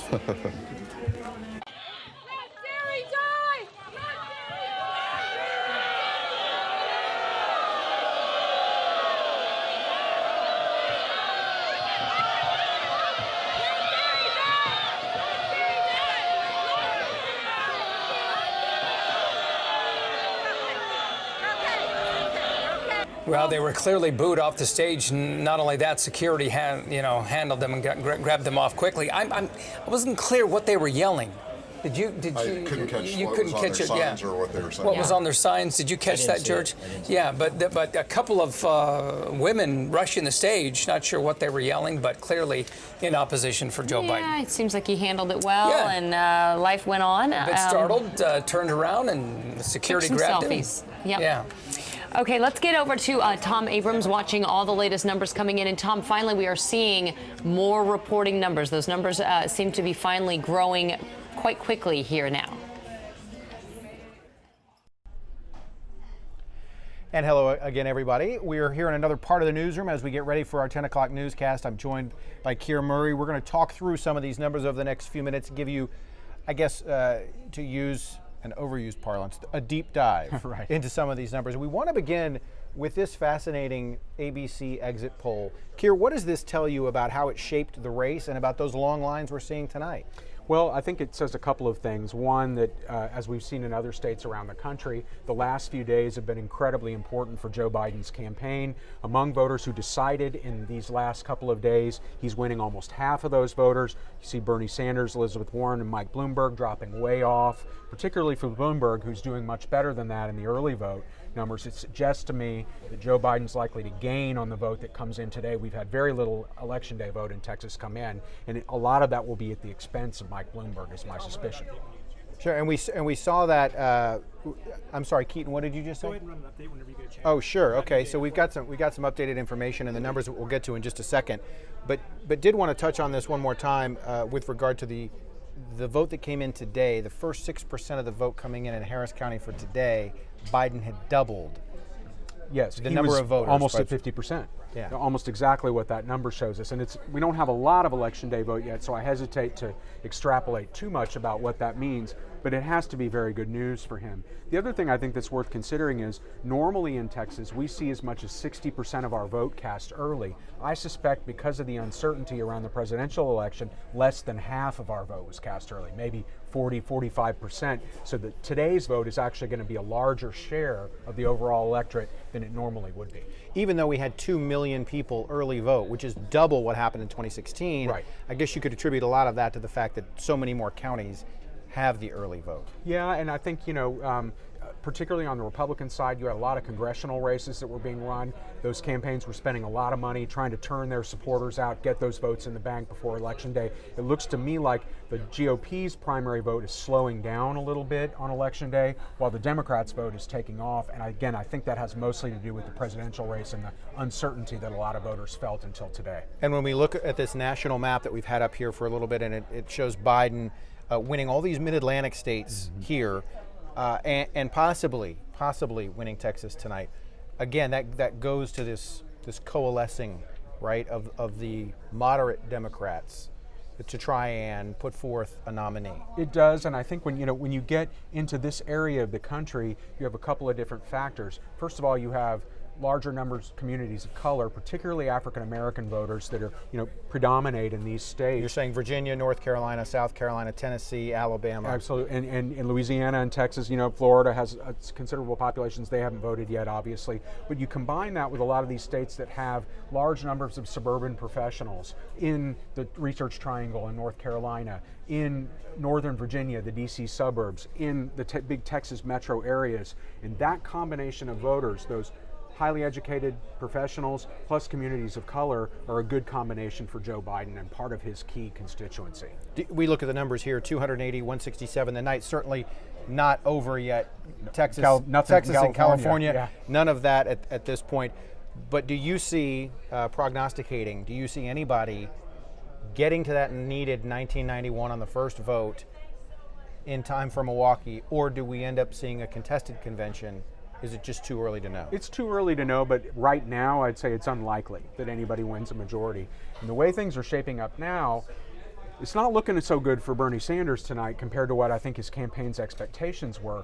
They expected him and needed him, frankly, to come out of tonight with a large delegate lead. Now, California may ultimately deliver that for him, but I'm not sure we're going to know that for several days, because a lot of their mail ballots trickle in slowly over days and even a couple of weeks after the election happens. But if he's only has a small delegate lead or is behind or tied with Joe Biden after tonight, which was supposed to be a good night for him, the map gets considerably less favorable for him going forward. And so I'd say that puts him in a less advantageous position than he probably thought he would be. When you look at this map here, this is Texas, and we look at the color code. Light blue is Biden, dark blue is Sanders, yellow is Bloomberg. There is a light blue for Klobuchar, though we know that she hasn't necessarily done what the other candidates have done. What does this map say to you when you look at the numbers that are in so far, aside from the obvious, which is that blue dot right in the middle near Austin? Yeah, in Central Texas, that's not surprising. You know, some of these were kind of ring counties around Dallas-Fort Worth, but again, I hesitate with some of these. I think Austin will remain solidly in Sanders' corner, but in some of these Dallas-Fort Worth area counties, you may see Biden catch up on Election Day, based again on the exit polling that we were looking at. Here, like the eastern part of the state is where the state's African American population predominates. This coastal bend, pretty heavily Hispanic. Some mixed results there, but and Bloomberg clearly has made some inroads there. But again, I'm very curious to see what the difference will be between Election Day and the early vote. Let's take a look at some of these counties now. This is Harris County. And with just 5% reporting, but Joe Biden has extended his lead a little bit over what we had with the early vote, which speaks to those long lines today and who it is they're interested in seeing win the nomination. That's right. And, my guess is this number for Bernie Sanders, this percentage is going to stay pretty solid. The what I'm watching is the Biden number versus the Bloomberg number. And my guess is this one's going to go up and that one's going to go down. This one being Biden, right. That one being Bloomberg. You heard Bloomberg say he's going to reassess his campaign in the morning. Typically, what does that say to you? It's not promising for for someone who was pretty defiantly saying earlier today that he was going to stay in the race. Clearly, the campaign must be disappointed in the results that, as they've come in tonight, they're not getting the vote share or, frankly, the delegate share they thought or needed to get. Now, sure. So we're going to update quickly. This is just for Travis County as we talk about this. Elizabeth Warren spent a fair amount of money in Travis County. She was on, that's Williamson. She was on TV there and in San Antonio. She did not spend any ad money here. The ad that we saw of Elizabeth Warren was funded by a PAC. Right. So or Dallas. I don't think she spent any money there either. So what does this say? I know she appeals to white progressives. Austin is filled with white progressives, right? So her losing to Sanders, what does that tell you? Well, she's doing better here than she is in the rest of the state. Her performance here might be able to propel her into viability, reaching that 15% threshold. Probably in the Senate district that's in the Austin area, she will be able to do that. But I would actually argue to you that her performance here is hurting Bernie Sanders. I think he did much better than this in Travis County in 2016 against Hillary Clinton. So my guess is Warren is pulling some of that progressive vote away from him in Travis County. So there's 2016. Yeah. So in any case, he's not at a majority. He would be at a solid majority, I think, in Travis without her presence in the race. So it's interesting. It's interesting to me the patterns of this. I think one thing we don't have here is Utah. Bernie Sanders has won Utah, and it doesn't look like Biden will get a delegate in Utah. He didn't hit the 15% threshold. Talk about that threshold and how it kind of changes the game in terms of the numbers of delegates you can get versus the popular vote, and how it propels you toward that needed number. Yeah, and in a state like Texas, for example, we have a sort of twofold system where you qualify for some delegates by your statewide performance, and then on an individual state Senate district level, we have 31 of those in Texas. For every district you get 15%, and you also can get delegates from those Senate districts. And in these other states, if you don't reach 15, and say Bernie Sanders is the only candidate who reaches 15 or above, then he will get a larger share of delegates out of that state, and a bunch will remain uncommitted going into the convention, which will be sort of up for grabs. Well, and conversely, if let's say there are 3 delegates in a particular district, and 3 candidates get above the 15%, the big lead that you may have had with by double digits doesn't count as much. Doesn't count for as much, exactly. So looking at this map, does anything surprise you other than Travis County and Elizabeth Warren maybe performing better even than you thought? Does anything surprise you looking at that map? Maybe a little bit for me that Bloomberg looks like in some of the Latino counties in the state is doing pretty well, probably at Biden's expense, I would expect. Like in Hidalgo County, right there on the border. In Rio Grande Valley. I'll be curious if that holds up over Election Day. These are relatively small raw numbers of totals of votes. We'll have to watch and see how that plays out, over the rest of the night. We don't have much Election Day vote in the mix yet. So let's look at Congressional District 22. The precinct's reporting may or may not be accurate, but the numbers to the right side of the screen certainly are accurate. Kulkarni did really well 2 years ago, surprisingly well, right? 46 to 51% he lost. I think that's about right. He seems well organized, well funded. Yeah, and looks to me like he's poised to win without a runoff. Not entirely out of the woods, but looks very likely to be the nominee once again from CD22, and this time in an open seat, of course, since Congressman Olson is retired. Sure, and it is an incredibly diverse district with a lot of new voters. It is. Tremendous growth in Fort Bend County, places like Cinco Ranch, where we've just had enormous new development, lots of professional families, very multicultural district, changing very rapidly, and is likely to be quite competitive in the fall. Now, these numbers may or may not be up to date. We know the percentage that you see the precinct reporting on the lower left is not correct, but we do know that that Troy Nails, at this point, has a pretty sizable lead. And in an interview with our own Maya Shea, said earlier that he believes that it doesn't matter to him who the Democratic nominee is, that he's going to win by double digits. Do you see any of the Republican nominees beating Kulkarni by double digits? I mean, some of that may depend on factors going on with the presidential race and the quality of the campaigns, but based on the result last time and the changes in the district we talked about, I doubt it. I expect it's going to be pretty close. It looks like the former sheriff has definitely got one of the runoff spots locked up and will run first. The second one looks to me like there's still three candidates who could potentially reach that second spot. Kathleen Wall, who ran in a different congressional district 2 years ago, looks like at the moment she's poised to grab that second spot, but I wouldn't say that's locked up. So one more race I want to talk about, and that's the Democrats running for Senate. I know you know this race. These are alphabetized. These are not ranked by vote totals. But if we go down to MJ Hagar, she has a sizable lead, and I guess there was the possibility that she wins without a runoff. Yeah, I think that's unlikely. It looks to me like, based on the vote I've seen, she's definitely going to run first, probably in the 30s. It looked to me like State Senator Royce West from Dallas had a chance to be in the runoff. Christina Sinsun Ramirez, Chris Bell, some of those were vying for that potential second spot, but it looked to me like between West and Ramirez were the two most likely based on the polling and the results that we've gotten in so far. And clearly they'll be facing the incumbent, yes, John Cornyn. Winning comfortably. Is he susceptible? Sure, I mean, he's less well known than his counterpart, Ted Cruz, which is kind of a double-edged sword because he's doesn't have the high negatives that Senator Cruz does with some Texans, but he also doesn't have the committed following that Senator Cruz does. And so if you see polls consistently show about a third of voters in the state don't know who he is and aren't able to rate him, that always creates some risk for you as a longtime incumbent. And 2 years ago, there were some who suggested that it had been Cornyn against Beto O'Rourke would not necessarily have seen the bump that he did because Cornyn doesn't engender the fervor on either side that Ted Cruz does. That's quite true. And again, I think that cuts both ways because I also don't think Cornyn engenders the kind of fervor among the Republican base that Ted Cruz does. I mean, he's very, very popular with the sort of conservative grassroots around the state. I've never thought that Cornyn has been as popular. Again, it still remains an advantage Cornyn going into the fall, but he's going to have to fight for re-election this year, and I think he knows it. Let's talk very quickly as we're back on camera about the Texas House and the Texas Senate.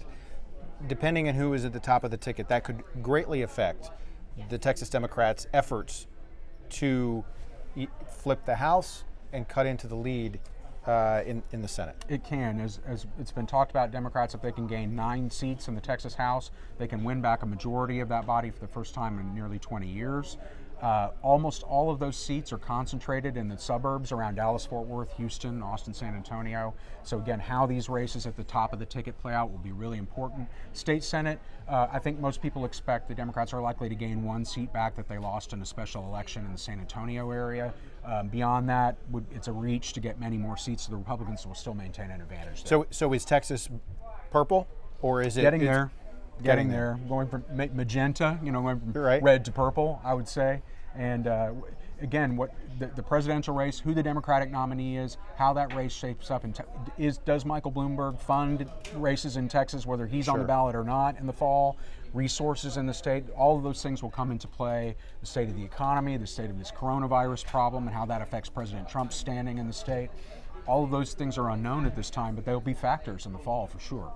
And that's an interesting point when you talk about looking at this nationally. As we have 1 minute left before we go to our newscast, what Texas signals to the rest of the country as it becomes more purple as the demographics continue to change? Yeah, I mean, we have large numbers of communities of color around the state. We're a majority minority state, but which also have large numbers of these suburban professionals that have moved into Texas from other parts of the U.S. who don't vote like a lot of native Texans do. A lot of them are nominally Republican, but they're just not the same kind of red rock Texas conservative that the Republican Party here is used to.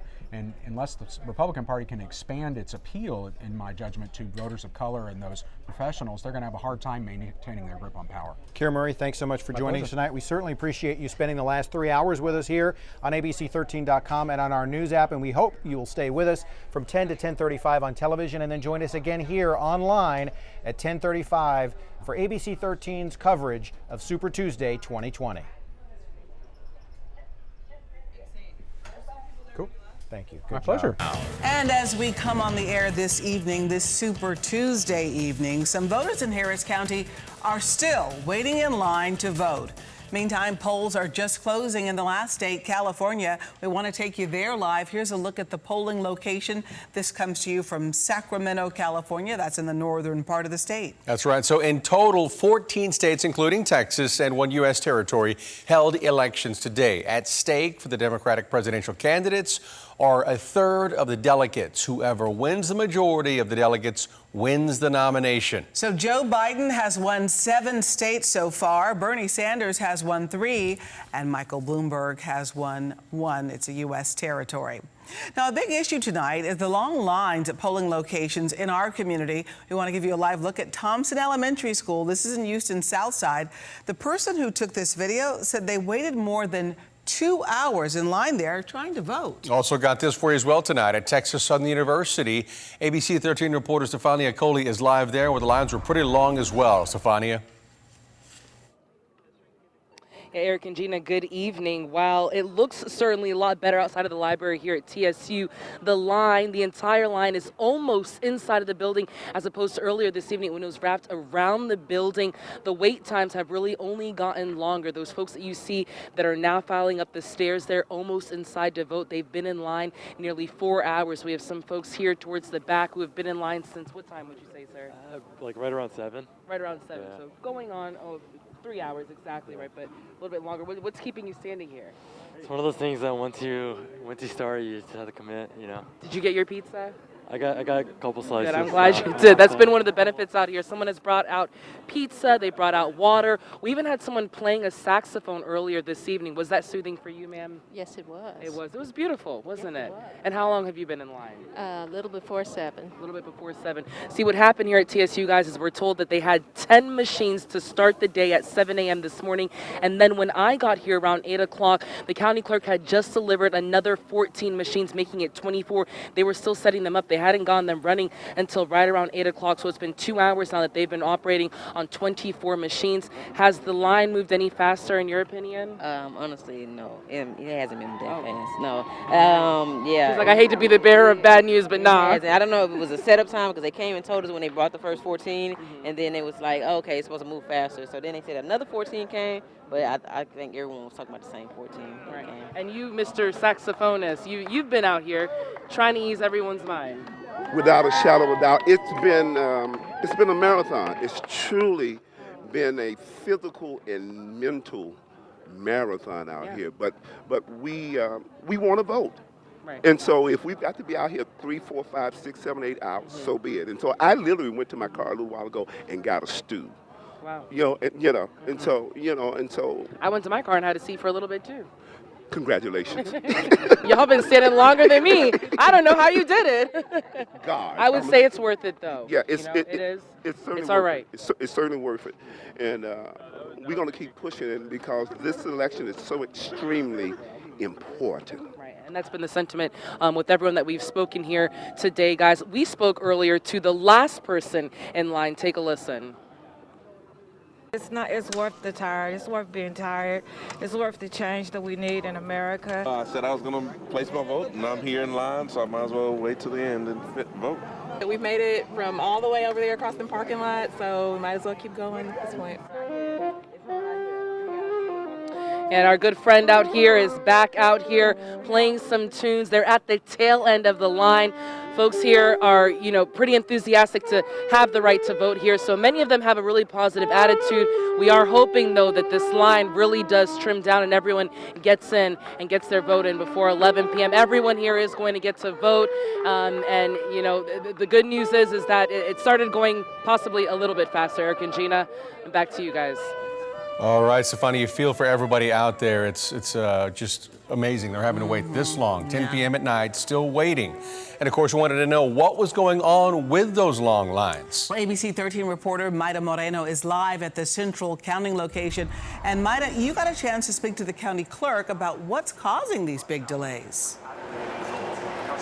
Yeah, and still quite surprised to hear Stefania report that there's still people out there at TSU. So I'm going to get to that in a moment. But first, I want to show you where I am right now. This is the Election Technology Center, which is one of the central counting locations.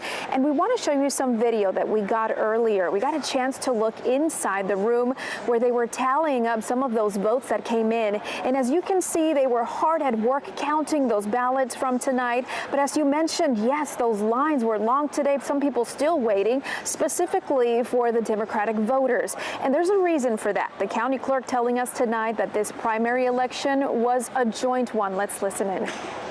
We have what's called shared locations between the parties, and the parties had to agree on that. If we had had a joint primary, then each party could have used the same machines. But since it was a shared location, each party had to have their individual side of their machines. The only way to change this is to have a joint primary, and that would be just one line. There's not a line for each party. There's just one line, so all the voters can use all the machines. That would really have expedited this whole thing. Yeah, and you can see some of those ballots still coming in. I want to correct myself, though. I did say that tonight was a joint one. No, I meant to say it is a shared one, which is why it is taking so long. Democrats have their own machines. Republicans have their respective machines as well. And the county clerk saying that she hopes that the next primary, they do agree to have a joint one so that hopefully this process will go a little bit faster. That is the very latest from Northwest Houston. Mayra Moreno, ABC 13 Eyewitness News. Mayra, thank you. I know some of the TSU voting booths there didn't work right. Appreciate that update. We want to zero in now on Harris County. And it appears that several incumbents will beat their challengers and avoid a runoff. So let's look at district attorney race here in Kim Ogg in the lead for Democrats here, and Marianne Huffman in the lead to be in the Republican challenger side. For sheriff, incumbent Ed Gonzalez is in the lead for the Democrats, and Joe Dana in the lead to be the Republican challenger there. But here's something a little bit different for for Harris County attorney, I should say. It looks like Christian Menefee will beat current county attorney Vince Ryan. ABC 13 reporter Steve Campion is live at the Menefee Watch Party in the Heights with the latest. Steve? Gina, the county attorney's race could go for a runoff. It could be an upset. For years, Vince Ryan has been the Harris County attorney. He faced a progressive challenger who fought very hard, who is leading right now according to the latest numbers. I want you to meet Christian Menefee. He says his campaign has worked hard to get voters out there, to get them to the polls. We asked him, why did he get in this race? What is it about Vince Ryan that you're not supporting? Well, you know, the reason why I decided to get into this race was Vince's defense of the misdemeanor bail lawsuit and how the office spent $9 million of taxpayer funds defending unjust and unconstitutional practices. It's an issue that we focused on the entirety of this campaign, but it's not the only issue. There have been other instances of this office defending injustice and going after marginalized communities. So depending on the results, either Menifee or County Attorney Vince Ryan will face off against Republican challenger John Nation. Again, the big Democratic incumbents, the district attorney, the sheriff, the Harris County Precinct 1, they will likely not head to a runoff and win the nomination again. Reporting live near downtown, Steve Campion, 13, Eyewitness News. All right, Steve, thanks a lot. Everybody pretty happy right there. Now, one very competitive race tonight is for the Congressional District 22. Sri Kulkarni expected to win for the Democrats. Now, for the Republicans, it looks like it will be a runoff for Fort Bend County Sheriff Troy Nehls and Kathleen Wall. All of these candidates competing for Republican Congressman Pete Olson's seat. He's retiring after more than 10 years on the job. There are a total of 15 Republicans and 4 Democrats vying for his position, which covers northern Brazoria County and parts of Fort Bend and Harris counties. ABC 13 reporter Maya Shea live in Richmond at Troy Nehls' watch party with the latest. Maya? Yeah, Sheriff Nehls almost winning this thing without a runoff in a field of 15 people. Pretty amazing, especially when you're considering there's a lot of high name recognition, a lot of money in this Republican primary. All eyes are on this because this is one of those districts that could go blue, maybe, even though it's been in Republican hands for many decades. Want to show you Pierce Bush, one of those big names, the grandson of H.W. Bush, the former president. He ran in this district, and he does not look like he will make one of the 2 runoff spots. He said hi to family and friends earlier this evening, somewhere on the verge of tears. Another interesting contender, Kathleen Wall, who just 2 years ago ran in Congressional District 2, which is North Harris County, nowhere near here, and she came here. She has her own money, she's self-funded, and she looks like she'll probably make the runoff. But longtime Fort Bend County Sheriff Troy Nehls really walking away from the field. He's 40% plus right now in the early voting returns, looking good. And we asked Sheriff Nehls what he thinks is making the difference that he's coming out ahead. Here's what he. It's service to this county. It's service to this county. And I think people have recognized that for the past 20 years. They said, we trust this sheriff. We believe in this sheriff. He went in and he changed the culture and the way they were doing business at the sheriff's office. And they believe I'll be able to take that same enthusiasm and leadership to Washington. Well, Nehls will be the favorite going into the runoff to win the nomination on the Republican side. Now, a lot of Democrats are hoping to turn this district, the fast-growing Fort Bend area, blue. But Nehls telling me tonight he will be the Democrats' worst nightmare. He promises to keep this district red. You can bet a lot of national money will be coming down here to Fort Bend and Brazoria County in the months to come. We, of course, will keep you updated. Live in Fort Bend County, Maya Shea, ABC 13, Eyewitness News. Maya, thank you. Well, we still have a lot to talk about on this Super Tuesday. Coming up next, 6 Republican challengers hoping to flip back a House seat lost to this woman, Lizzie Fletcher, in 2018. And why you'll need to stay weather aware, right, David? Yeah, a storm system that will bring us rain and thunderstorms tomorrow is already producing scattered showers out to the west of San Antonio. So with good confidence, we do think there will be rain around tomorrow morning. There'll be some sea fog around as well. Temperature at 67. Coming up, and weather will track what could be some thunderstorms that occur during the day.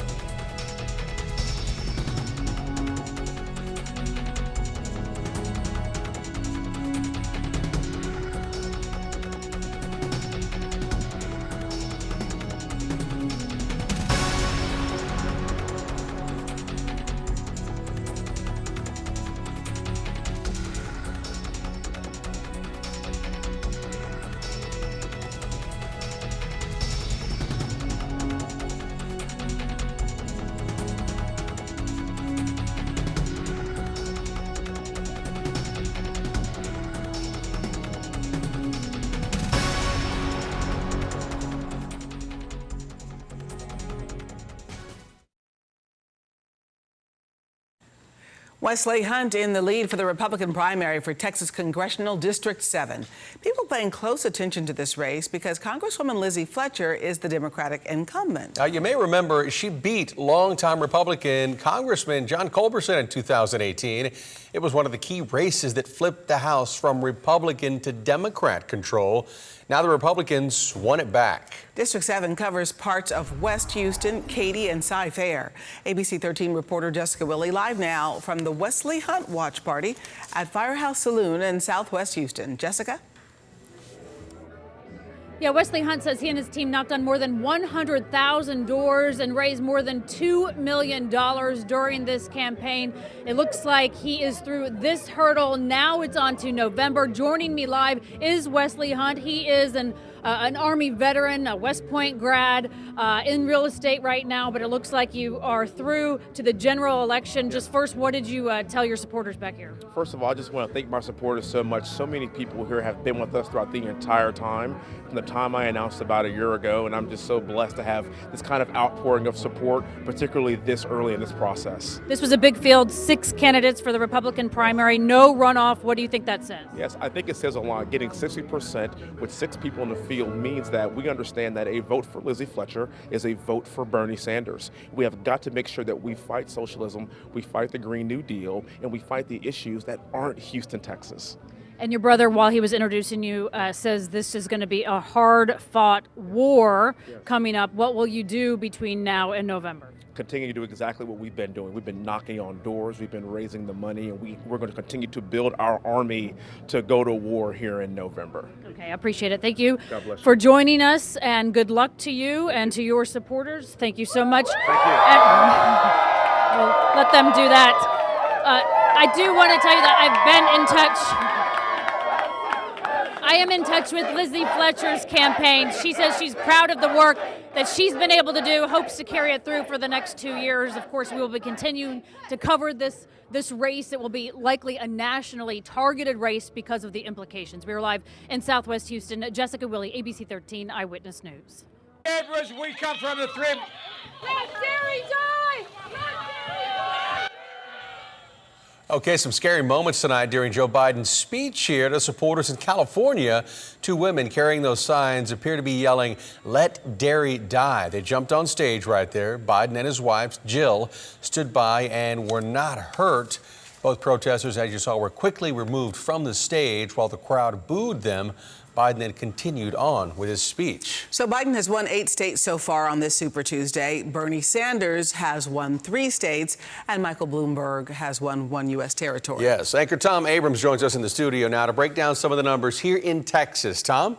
Well, this is fascinating as we continue to look at these numbers pour in. 49% of the precincts reporting Bernie Sanders with 28% of the vote, Joe Biden 26, Bloomberg with 17. They're the only 3 with statewide numbers above the threshold of 15% to get one of those 79 statewide delegates. If we take a look at Harris County, we're now at 13% reporting, and Joe Biden is winning by 4,000 votes, 28 to 25 to 20 for Michael Bloomberg. Michael Bloomberg spending a lot of time, 4 trips here to Houston and to the Harris County area for a 3rd place finish. We know that he's reassessing his campaign tomorrow, so certainly not the kind of finish he wanted here. If you take a look at this big purple area right here, this is where Bernie Sanders has best performed in the state of Texas. This is Travis County and the surrounding areas around the Austin metro area. And then some of these counties up north near Dallas, he's also performed well. West Texas, and then here along the border with Mexico. But a lot of light blue, all of this representing Joe Biden tonight in Texas. As the numbers continue to come in, it appears as though he's having an excellent election day,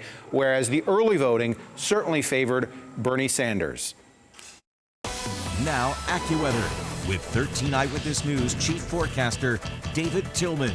Well, David, we've been talking politics all day, but you've been watching a potential storm system, huh? How about we take a little break and talk a little weather right now? All right. Yeah. We've got a storm system coming in tomorrow that is going to give us some rain, maybe some fog, and even some thunderstorms out there as well. So we've got a decent amount to talk about in weather this evening.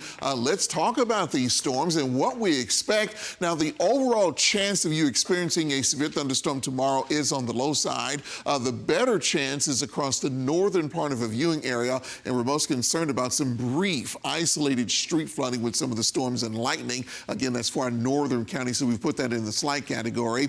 Wind, hail, tornadoes, the chance is not zero, but it's somewhat of a low chance. We need to keep an eye on the radar tomorrow because it's always a possibility when you get thunderstorms in here that you can get a brief spin up of a tornado, maybe some hail and some wind as well. All because of this storm system that's spinning around here in northern Mexico. It's moving right towards us at this time.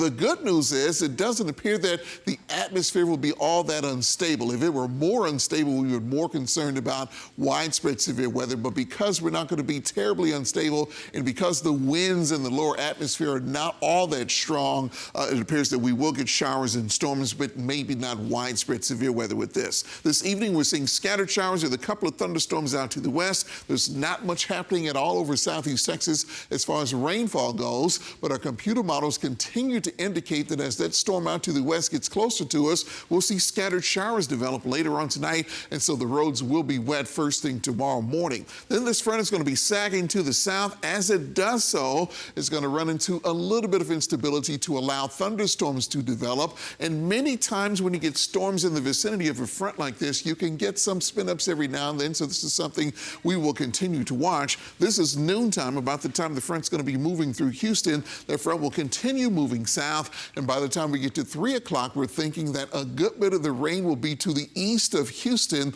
Now, we won't be done with the rain yet because even if the rain does taper off late tomorrow afternoon and tomorrow evening, we think it will move back in later on tomorrow night, give us one more dose of showers, maybe a thunderstorm. The good news is it'll be out of here by the time we get to Thursday. This is not going to be a major flooding situation at all for us because less than an inch of rain is going to fall from Houston to the south, but farther to the north, College Station, Huntsville, and Livingston could see 1 to 2 inches, and that stands the best chance of where there might be some brief street flooding. There'll be an even better chance for that basically southwest of Dallas, west of Waco, where 2 to 3 inches of rain is going to be possible. Some local places could get more. Houston's at 71 degrees with visibility at 10 miles right now. The sea fog has settled into the island where it's 68. Visibility is at about 3/4 of a mile there near the island. And as we look at our forecast, it basically shows that some of that fog will begin to approach Houston from the south, but most of it will stay to the east and south of downtown.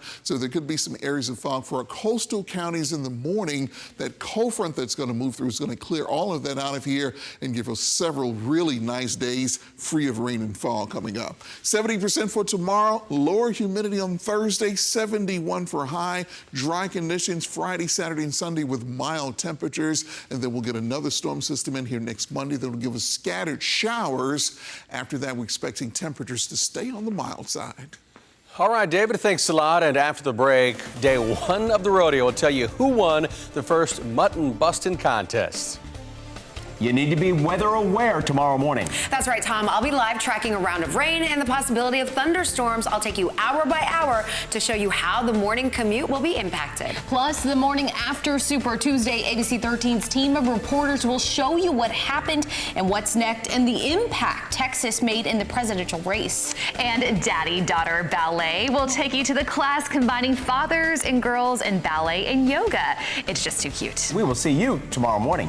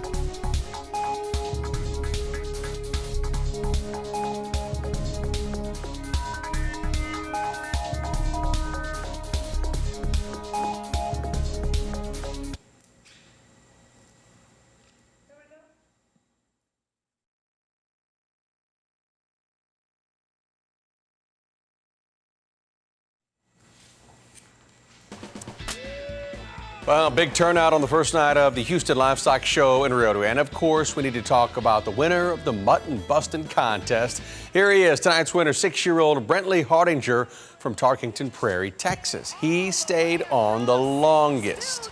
Tell us how you were able to stay on that sheep for so long. I dig my feet in and I hold on tight. Simple. Hold on tight, right? Brentley says he wants to be a professional bronco rider when he grows up. Looks like he's well on his way. And night 2 of the rodeo continues tomorrow. Willie Nelson performs, and a reminder that even if tomorrow's weather makes the carnival miserable, indoor activities like the petting zoo and shopping will still be open. Well, after the break, we're looking ahead to what's happening tomorrow, including a big abortion case going in front of the U.S. Supreme Court.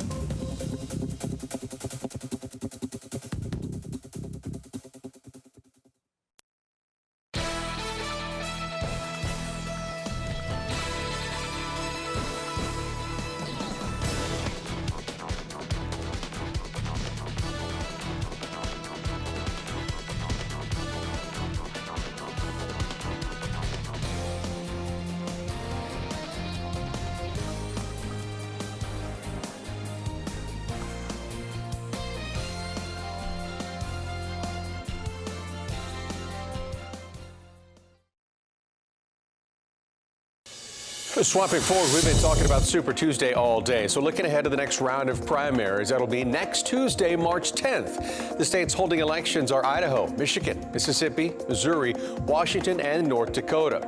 As for what's going on this week, tomorrow, the U.S. Supreme Court will hear a major abortion case. This case is a Louisiana law that requires doctors performing abortions to obtain privileges from a nearby hospital. A similar law in Texas resulted in half of the state's abortion clinics closing. Also on Wednesday, Nick Wallenda will walk over an active volcano in Nicaragua. He'll be almost 1,000 feet in the air. The only thing between him and the 2,000-degree lava is a wire that is just 1 inch thick. This is the highest and longest walk he's ever attempted. He'll have to deal with the volcano's toxic gas as well. You can watch it live on ABC 13 beginning tomorrow at 7 p.m. And the new ride opens tomorrow as well at Walt Disney World. Mickey and Minnie's Runaway Railway opens inside Hollywood Studios. There's no height or age requirement. If you missed any of these, just swap forward to abc13.com or our news app. We want to give you now another live look at Texas Southern University. It is 10:30, folks, and we told you earlier about the long lines for voting out there because of the machines. Apparently, some of them there at TSU malfunctioned, according to the district clerk of Harris County, but you see people are still waiting to vote, though it looks to me like we are down to the last fella. the one in the white shirt there. So it looks like it finally is winding down. We're going to be right back with a final look at the morning rush hour forecast.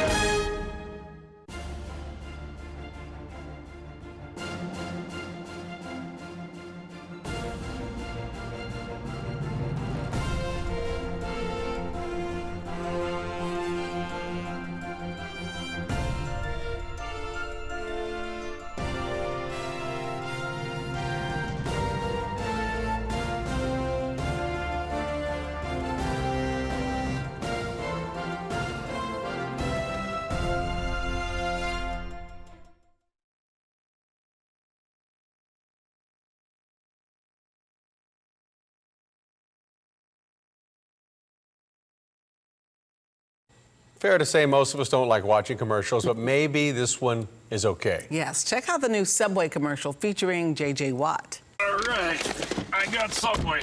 Turkey, my favorite. Turkey's my favorite, bro. No, it's not. Tuna is. I changed my favorite, Derek. Hey, knock it off. Sorry. Get a free football. That's Texans player J.J. Watt and his brothers and mama. They're in the front seat fighting over a Subway sandwich. I feel like she said, hey, knock it off a lot of times in her life with them around, right? All right, well, overnight into the morning, could get pretty soggy, a little dicey even. I think it'll be scattered showers in the morning, so not a big deal for the rush hour, but there will be some wet roads around. As you get into the middle part of the day, between 10 and 2 is when we could see some thunderstorms around here. Can't completely rule out a strong storm. Rain chances will go down towards the evening rush hour, then come back late tomorrow evening. By Thursday, it'll be completely sunny and beautiful So outside. glad that storm did not come today. Right. With those lines. Yes, exactly. That would have been a problem. All right. Thanks a lot, David. Jimmy Kimmel Live coming up next with Ben Affleck, Justina Mikado, and musical guest Victoria Monet. We have more live coverage of Super Tuesday online coming up in minutes.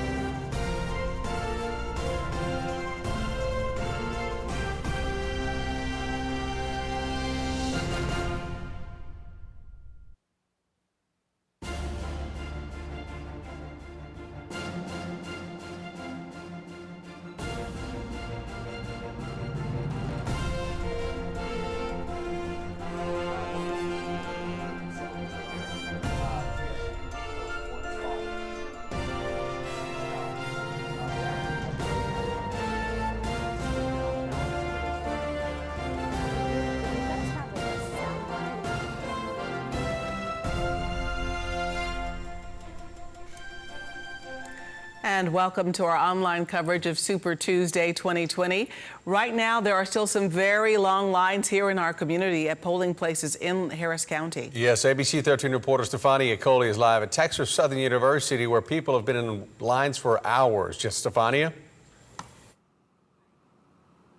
And may the voters rejoice. The line is finally all the way inside of the library here at TSU after what ended up being a nearly 4-hour wait for some voters who were out here. When we got here just after 7 p.m., the line was totally wrapped around the courtyard here. There was 350 plus people in line waiting to vote. They knew it was an issue, so they had the county clerk office bring over an additional 14 machines. They started off the morning with 10. They only had 10 here throughout the day. Around 8 o'clock is when they got those other 14 machines up and running, and even then folks were still waiting a while. Some felt that the line wasn't even moving any faster, but I guess we can say now that time moves fast as everyone is inside now and they're down to the bare minimum. Guys, take a listen to some of the folks we spoke to earlier today.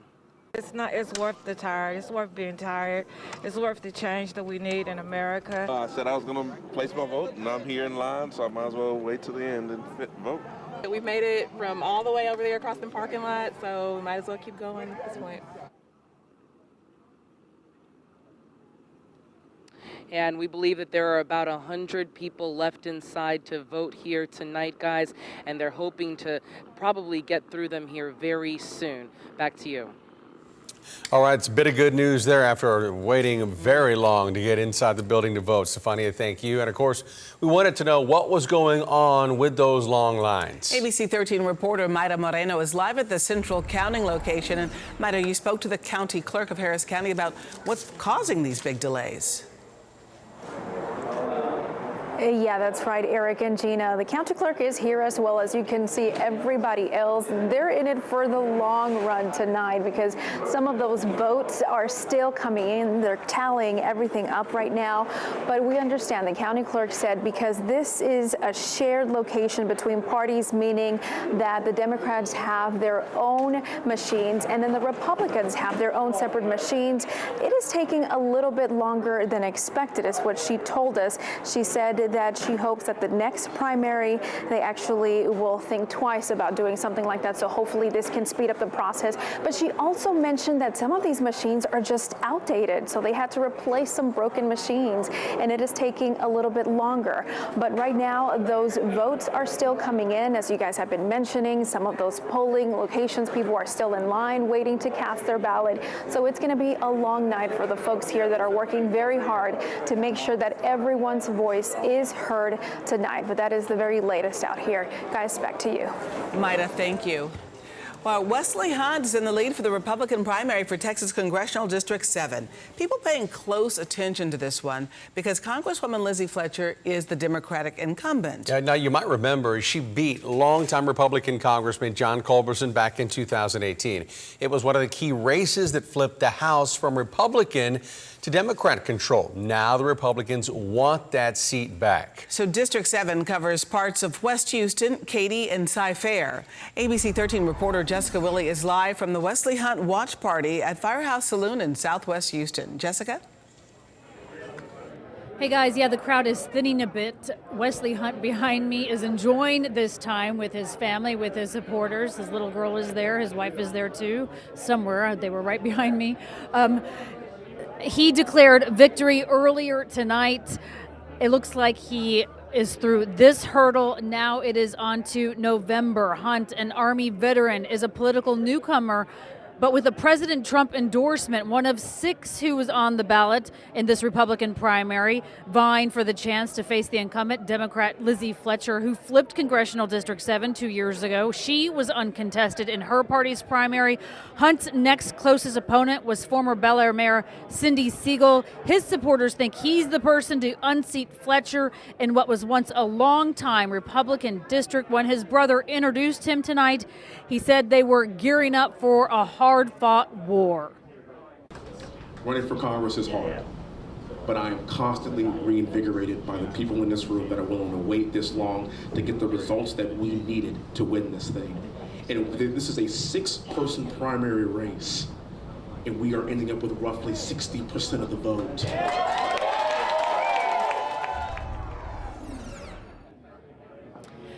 Yeah, they expected there to be a runoff, but it looks like that he is winning this with the majority handily. He says from here to November, it will be a lot of work. They decided a year ago to join this race. He says he and his team have knocked on more than 100,000 doors, raised more than $2 million for this campaign, and they are ready, he says, to unseat Lizzie Fletcher. For her part, I have been in touch with her campaign. They sent a rather long statement. I'm paraphrasing, that she is proud of the work that she has done for this district, and she hopes to continue working on furthering those accomplishments over the next 2 years, of course, saying that she plans to win this seat, to keep the seat rather, in November. Guys, back to you. And Jessica, if you could talk a little bit more about the extent to which the Republican Party is going to really come after Lizzie Fletcher and try and reclaim this seat.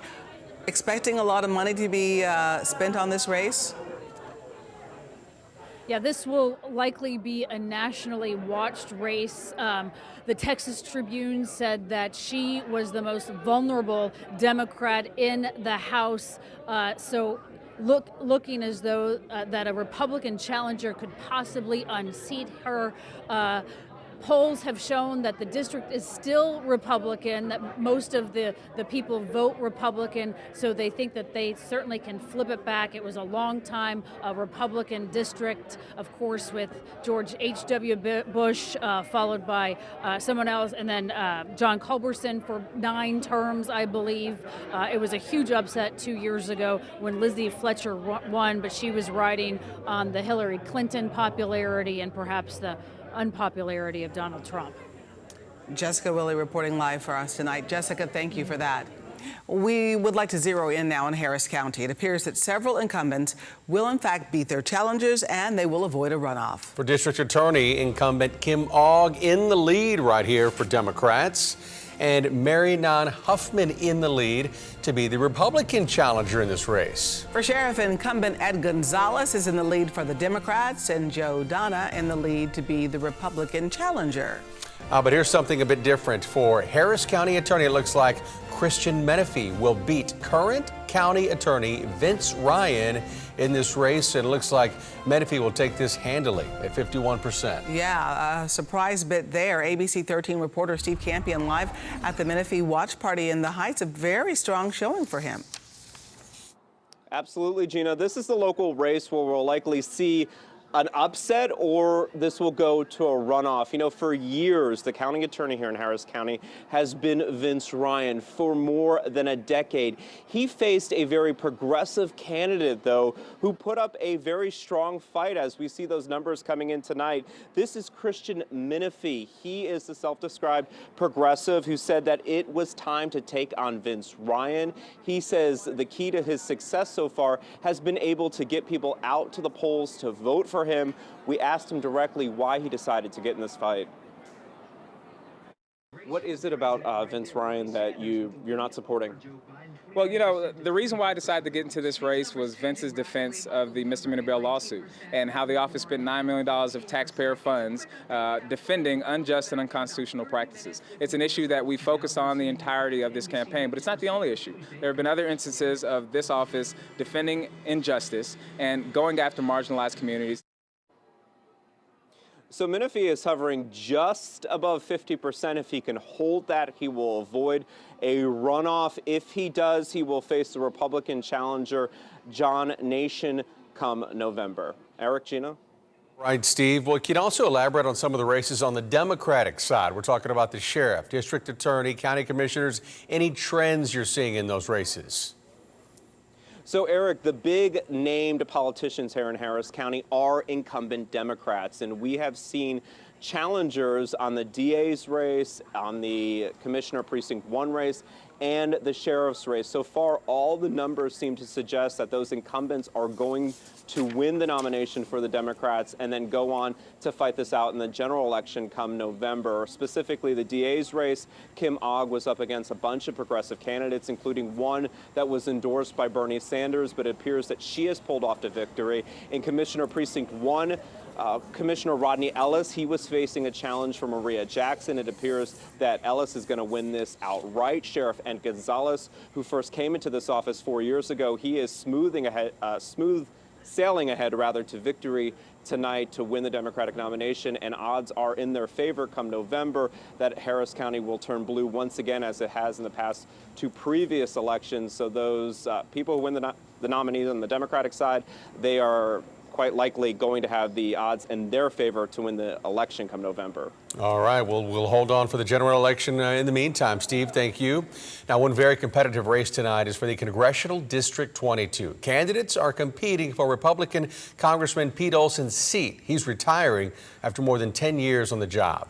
Sri Kulkarni is expected to win for the Democrats, and for the Republicans, it's a tight race between Fort Bend County Sheriff Troy Nehls and Kathleen Wall. ABC 13 reporter Maya Shea live in Richmond at the Troy Nehls watch party. Maya?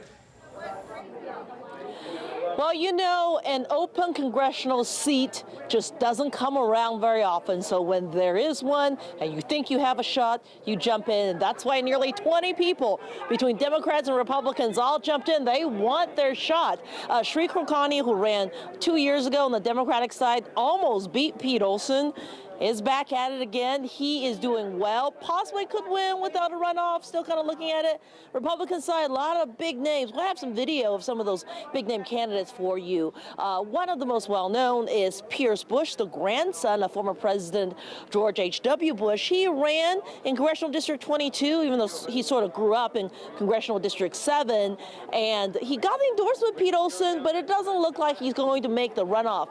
Similarly, you had Kathleen Wall. Also an interesting story. She's self-funding. She spends millions of her own money, not just in this race, but 2 years ago ran in a different district, and also spent a lot of her own money. She did not make it in that race. She looks like she'll make the runoff here, but the man to beat, Sheriff Troy Nehls. Sheriff Nehls, more than 40% of the votes so far, and the votes are still coming in. He probably will have to go to a runoff, but he tells me he's feeling good. I spoke to him several times today.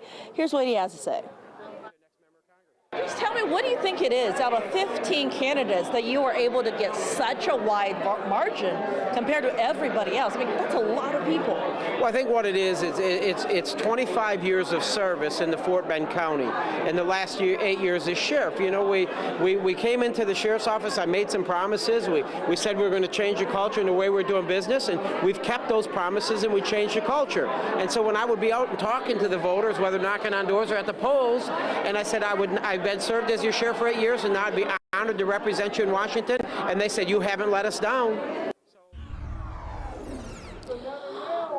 And even if Nehls does have to go to a runoff, the people who read the tea leaves would put him as the odds-on favorite to win the eventual Republican nomination. And then you will have the big fight, right? Because Fort Bend County, one of the most diverse counties in the country, it is rapidly changing with immigrants from around the world. So a lot of people are looking at it on the Democratic side and hoping to flip the district with somebody like Kulkarni as the candidate. But Troy Nehls tells me tonight he will win the district by double digits if he's a Republican nominee, calling himself basically the Democrats' worst nightmare in this district because he's been here so long. So it'll definitely be a race to watch. And much like Congressional District 7, closer into Houston, it's going to require a lot of money on all sides, a lot of TV commercials, a lot of volunteers, a lot of pieces of mail coming into your mailbox. So it's far from over.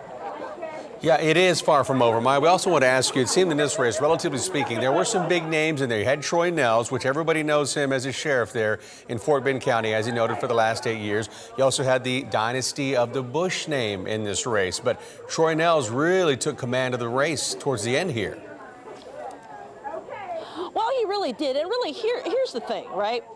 You have a lot of big names, but he's been here the longest. He's been sheriff. His brother was a constable. His brother's now running, twin brother, looks just like him, to replace him as sheriff. That's Trevor Nehls. So you got Nehls sort of on the ballot a lot. People are used to seeing that name. They're used to hearing it. They're used to voting for it. Kathleen Wall has spent millions, and she just has a lot of money, so she can put ads on TV. That gets into people's brains. You know, Pierce Bush, by anyone's description, is a really nice guy. But he grew up in Congressional District 7. That's what the district his grandfather represented. That's where his friends are. That's where his parents live. So it was sort of a late entry for him to come out here to Fort Bend County and Brazoria County to run.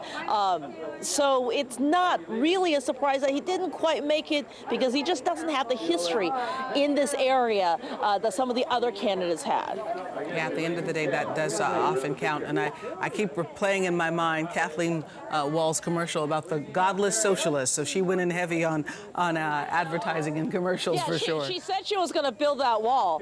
But you know, here's the other thing. Pierce Bush, depending on what happens with Congressional District 7, if Lizzie Fletcher wins re-election, there's nothing that won't stop Pierce Bush to jump back into that race, right? In 2 years. You can do that. Absolutely. So I keep an eye on both races. All right, it'll be a race to follow as well. Maya, thank you for the update there. Well, also new tonight, the Bernie Sanders campaign has filed an injunction. They want polls to stay open for 2 more hours in California, and that voters who arrive after 8 p.m. be provided provisional ballots. Of course, this comes after long wait times in Los Angeles that were up to 4 hours. Yeah, something we know a little something about here in Houston. Political consultant Keir Murray is in the studio now with anchor Tom Abrams. Let's go to them to talk about this presidential race, guys. Yeah, and we want to talk about this Texas map. And Keir, the one thing that really stands out to you is in the last couple of hours, the way the numbers between Sanders and Biden have narrowed. That's right. We saw Senator Sanders had a bit of a lead when the early vote came out, and then former Vice President Biden trailing behind, and Mike Bloomberg neck and neck with him. What we've seen as the Election Day vote has come in is that Sanders has stayed about the same, while Biden has come up at the expense of Mike Bloomberg, who's dropped below 20% and maybe in danger of missing the 15% threshold when all is said and done. And these are the Harris County numbers. Biden, this lead also widening as the numbers continue to come in. What does this tell you about Harris County? It tells me that Senator Sanders did very well in the early vote, as did Mike Bloomberg to a lesser extent, but the election day vote that we've had so far, Joe Biden's winning nearly half of it. It suggests that he's pulling away from Sanders in Harris County and other parts of the state as well. I expect him to gain the lead over Senator Sanders in statewide in Texas and carry the state. Wow. And as we look at these counties and you see the dark blue counties, these are the ones that went for Bernie Sanders. Did you expect to see more dark blue on this map tonight?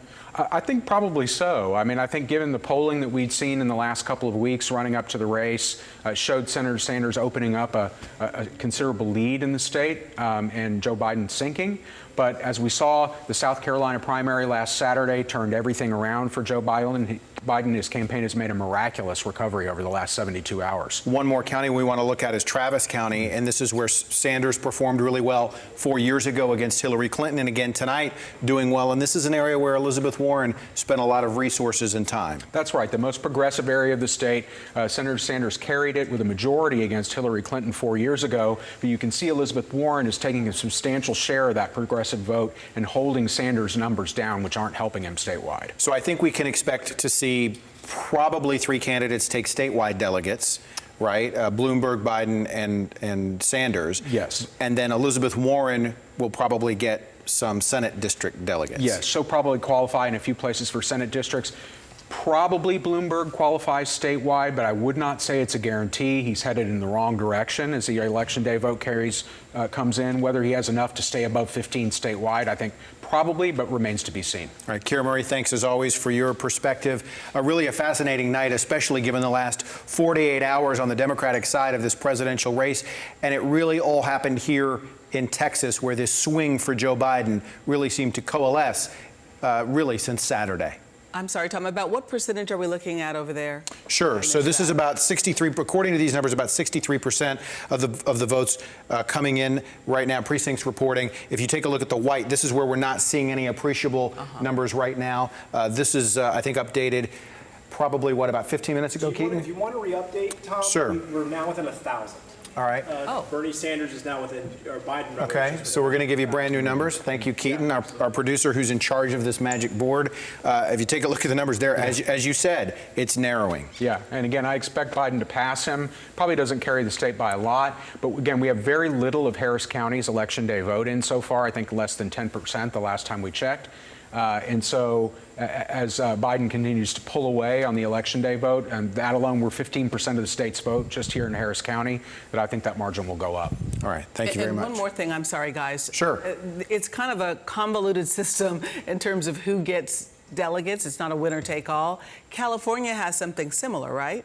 They do. The Democrats generally proportionally allocate delegates, which is you qualify statewide. If you hit 15%, you get a certain number from that, and then you qualify in certain districts. In Texas, we do it in state Senate districts. We have 31 of those. And so if you reach 15% in any or all of those Senate districts, you get delegates from each of those districts. Same thing happens. Some states use congressional districts. It varies, but we have kind of a two-tiered system in that regard, whereas the Republicans have a winner-take-all system, whereas Donald Trump won a lot of states with 40% of the vote in 2016, but got all the delegates on the way to the Republican nomination that year. 228 delegates in Texas, 79 of them are statewide. The rest of them are in those 31 Senate districts. And not all Senate districts are created equal. That's right. They are anywhere from, 2 to 10.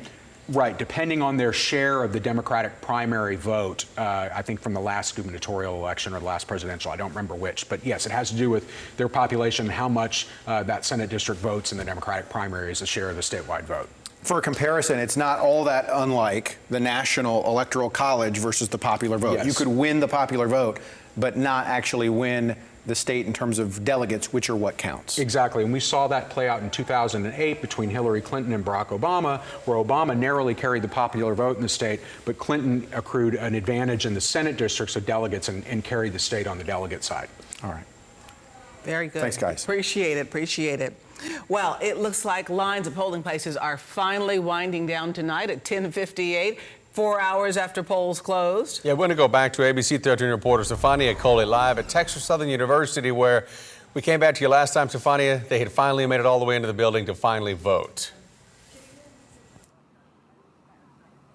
And as I mentioned earlier, guys, the good news is that the line has moved all the way inside. I would say that the folks who are finally inside, which is about 100 to 150, still will have probably about 30 to 45 minutes before they can actually get to the poll machines there. Earlier this evening, we know that the county clerk's office brought in an additional 14 machines in hopes to make everything move faster. Some say they felt it did move faster. Others say that they were still waiting. The longest wait time I heard tonight was up to 4 hours. Back to you. All right, Stefania, thank you. Some good news there. Now, we've also been closely monitoring the situation with the long lines all day and why it was happening. Yes, that is the question on so many folks' minds. ABC 13 reporter Mayra Moreno live at the Central County location in Harris County. And you got a chance to speak with the county clerk, and she gave you some insight about why we're seeing delays like these.